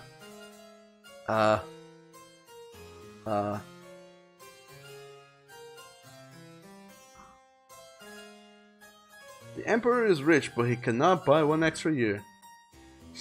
Mr. Walker slaps you on the back. I love this guy! I have an idea, let's introduce you boys to Violet. Mrs. Walker enthusiastically waves over a young woman looking disdainfully at a tray of eatable things. Hors d'oeuvres. I don't know how to say that. D'oeuvres.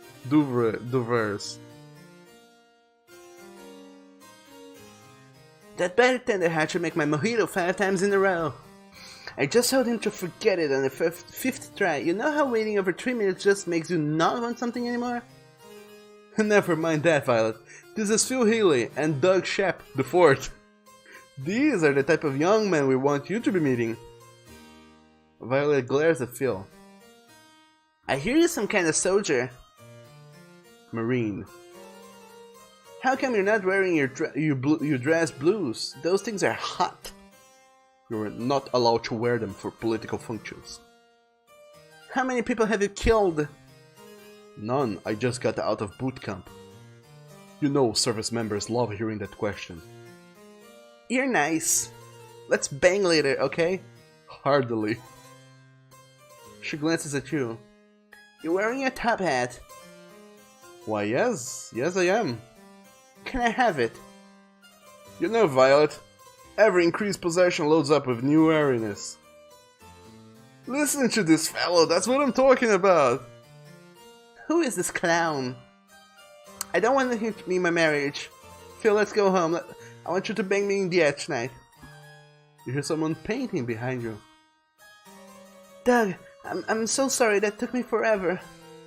This spoiled bitch at the bar was taking forever to order a mojito. Oh.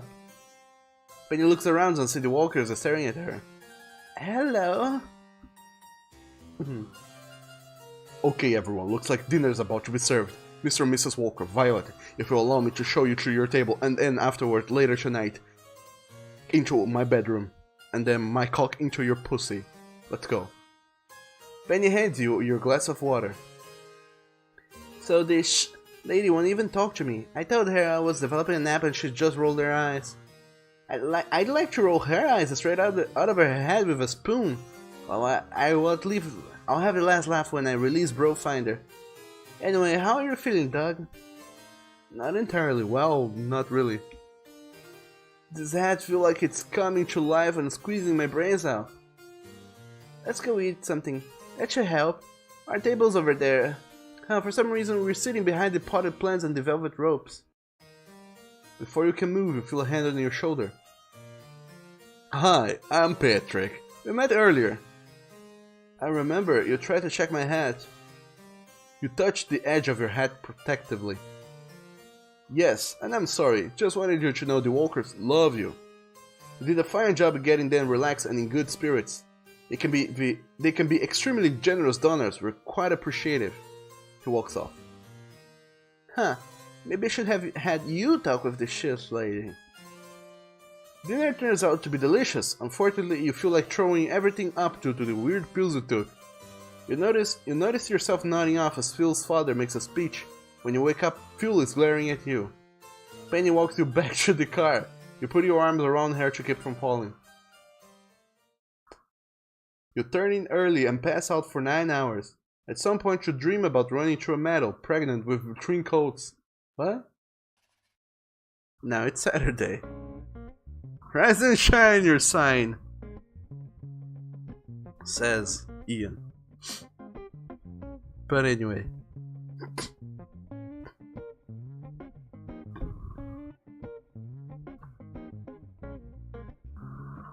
Nikolai says that just made your fucking day so much better. Aw, that's awesome.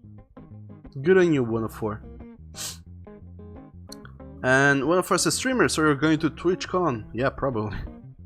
And Nikolai says he reminds you of Obama. Kinda does, just a touch.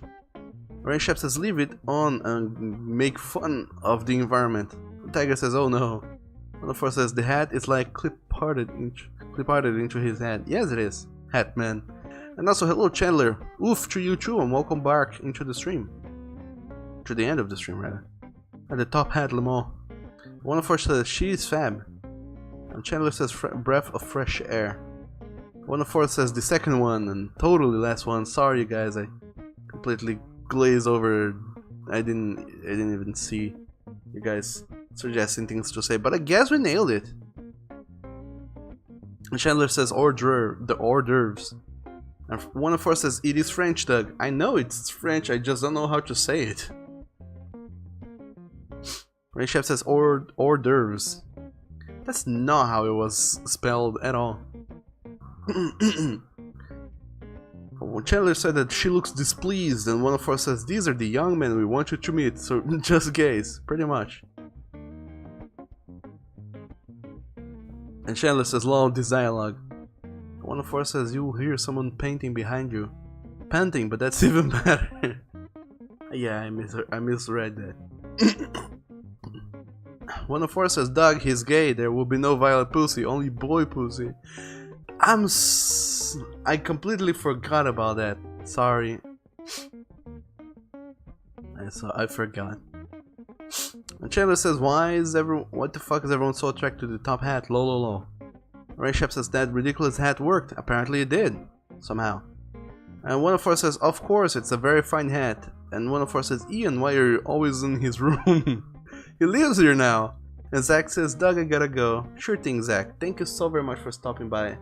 And I hope you had a nice time here with us today.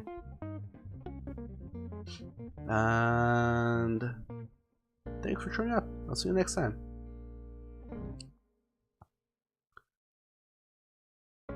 And also, hello there, Robert the Shark. Welcome to the stream. You say, oi, what popping, bruv? Well, nothing. We're just playing Coming Out on Top, and the stream is nearing its end. I don't think we have too many scenes in us anymore, so I'm just gonna go for another 10 minutes before it's time to truly and finally head off. And Rainshap says French is a bitch of a language. Is it? Robert the Shark says hot hat, more like it. 104 says you forgot him being gay, how dare you? I don't know, I just did. I was on pills. You can't complain. I was knee highs on animal tranquilizer pills. Didn't I tell you to knock, Ian? And seriously, 2 Saturdays mornings in a row. Come on, Doug, no slacking off. You're just getting started. Grab your stuff and get a move on, soldier. Hold on a sec, you're not even coming with me. No, I'm just trying to help you out here. I gotta work this morning. Why? That's not your usual shift. Well, the manager accused me of flirting with a customer, who happened to be his 15-year-old daughter. Belly tats sure add a couple of years. Now I gotta work Saturday morning for dog knows how long. I think I've been framed. Regardless, I am committed to making sure you go to the gym. Go get your bag. Fine, I was gonna go anyway. You grab your things and walk off to the gym, alone.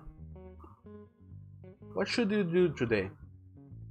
You're here for a purpose, soldier. Hit the pool. Maybe see if anyone's up for a game of racquetball or hit the treadmill. What do we do? Go to pool or go treadmill? I don't want to go racquetball. I don't want to see the teacher. I want to stay away from the teacher. As far away as I possibly can. And Chandler, you said soldier role play in the gym. Yes, we gotta go to the gym. We gotta work up that flabby belly of ours. We don't have a flabby belly, but we do have to work it out of our body. We have to work it away and get ripped. And one of us says, seriously, this gym gotta cost a lot to be a member of. They're fucking rich. I feel the same way, 104. I'm starting to feel the same way.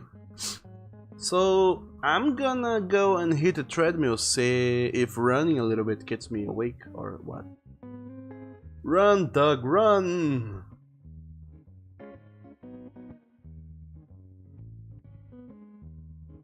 I run.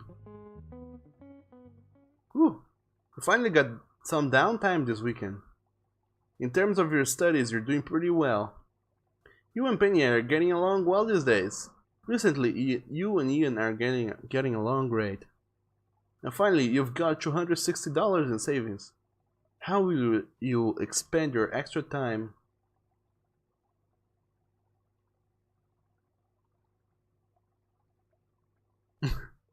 Tutor for more extra cash, get some extra studying done. Invite Ian and Penny to the beach to fly your new Penny's kite in celebration of True Hell with Children's Day. What shall we do?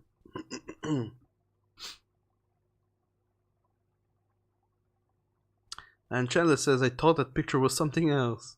Rank Shep says, not if it is the university's gym, then it's free. Not necessarily. There's a gym around here. There's an academy around here that also happened to have the very very big sports center, but it was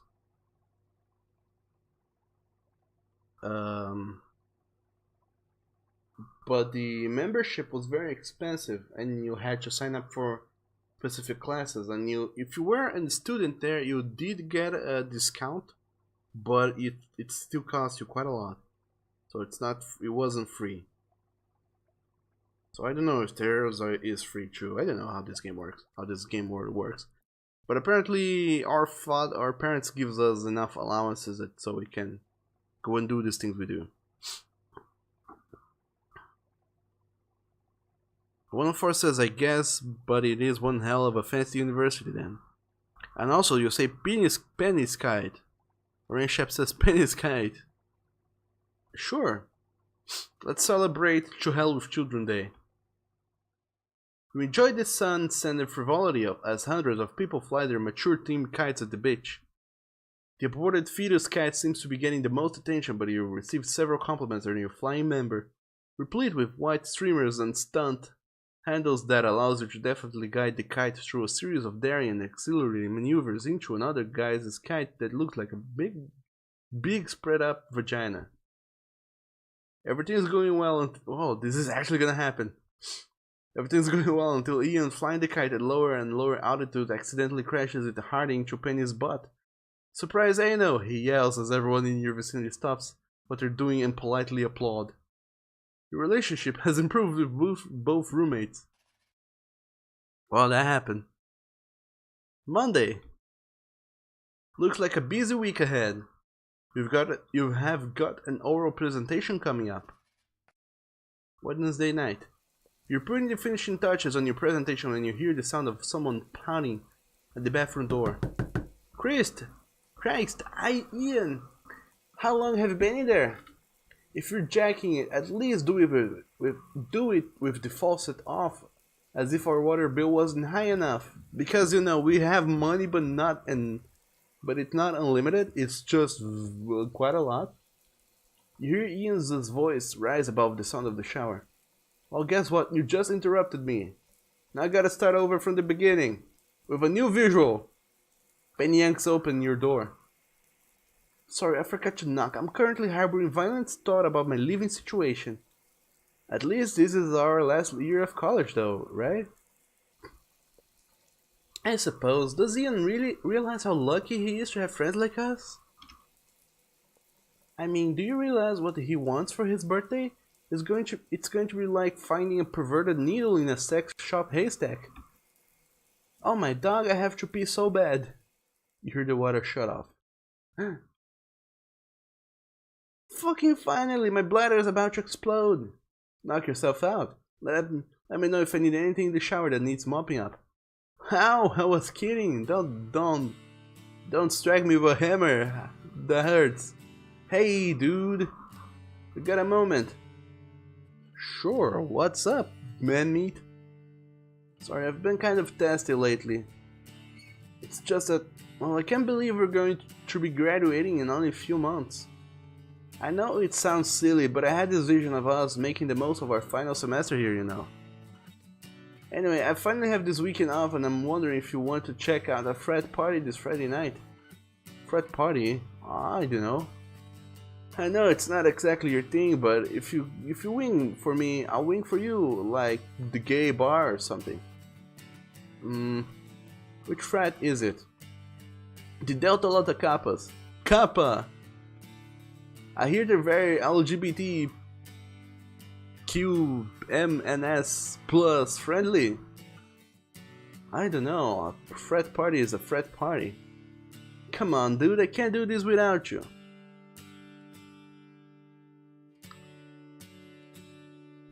So what do we do? Why not, or rather not?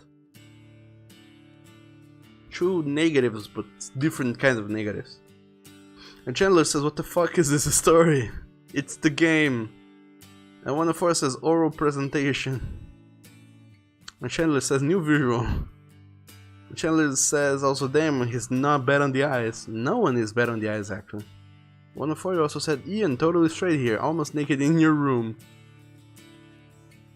And one of us says LGBTQIA+. And Fred his party, if you know what you mean. And Fluff-haired, are you the only one that doesn't know what QKIA stands for here? I don't either. But now I do, because one of four just said so. It's queer, intersex, and asexual.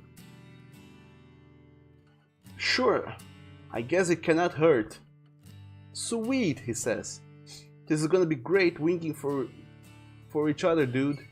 Check out the gunboats. Am I not equipped to be the greatest wingman of all time? Tuesday night.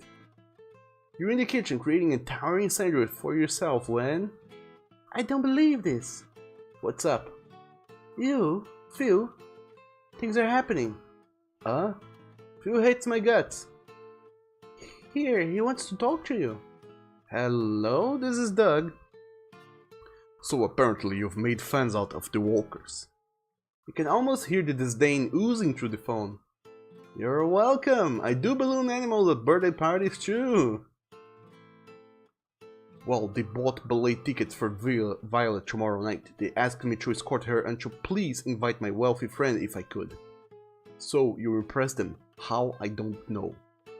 So you, me, and Violet going to the ballet. Are you asking me out? If you want to get technical about it, yes. Patrick insisted I call you. The Walkers have been hinting at a major donation, so I am obligated to ask. How romantic. Please, feel free to say no. You know what? Count me in. I would like to go. No, why would I want to deal with a wet blanket like you? Sorry, I can't. I have stuff going on. I'm going to a frat party with my friend Ian, and we're gonna go and hit some boobies. But, you know, mostly him. I'm just gonna go watch. Okay, just had to ask, says Phil. Or rather, Filbert. Click. What the heck was that about? Oh my dog, is it happening? No, the total opposite of happening. Darn it. She sighs. Well, maybe if... No! No more cousin Filbert. And it's Friday already. You give your presentation. When you catch your professor checking her phone, you hack a cough and shoot her a dirty glare. You and Ian leave for the Delta party a bit before 10. And we will arrive there next time, because now it is unfortunately time for us to say goodbye to one another, everyone. For we have been streaming for almost 4 hours now. Dog damn, this game is long. It's incredibly long. But there you go. We've played quite a lot of coming out on top, and I wonder, first of all, how weird it is that I'm streaming this, and second of all, if you guys are enjoying this. Please let me know how you guys enjoying this game or not, because I mean I am, and I hope you guys are as well. But anyway, Chandler says this will get messy AF, and then you said gunboats. And then mystery caller is Russian AF. 104 says I can hear something else oozing from Doug. Oh man. And Rainshap says ballet. Oh yeah. I know how to say ballet, I'm just kidding. And 104 says wet blanket. And Chandler says wet blanket, Nani. What is a wet blanket? I don't know. And Flufford says, real question, what's the point of queer/asexual if in the first if L plus G already means the same thing? Chandler says, reasons you do not mean. One of us says lesbian plus gay isn't the same thing as asexual though. Rain Shep says asexual is lack of sex at all. So it's pretty much everything that is not heterosexual goes in there, I guess. And Chandler says bot ruined it. And 104 says as in not being into sexual stuff and you love this game. And Ray Shep says it's interesting. And Chandler says oh we're done. Okay, ciao everyone, see you freaks later. Yeah, we're done. Possibly earlier for... Holy shit, you guys clipped 21 clips of this playthrough. My dog. I wonder what those are. Because of the daylight saving settings having changed, the streams are starting and ending earlier now, or later. I don't know. It affected everyone's time a little bit differently. But anyway, Wolf Rain says thanks for the stream and thank you for being here and being such a good sport. And Chandler said that it was a good stream. Wait, thank you, Chandler. And Oni said that this is gay. And Doug, don't forget.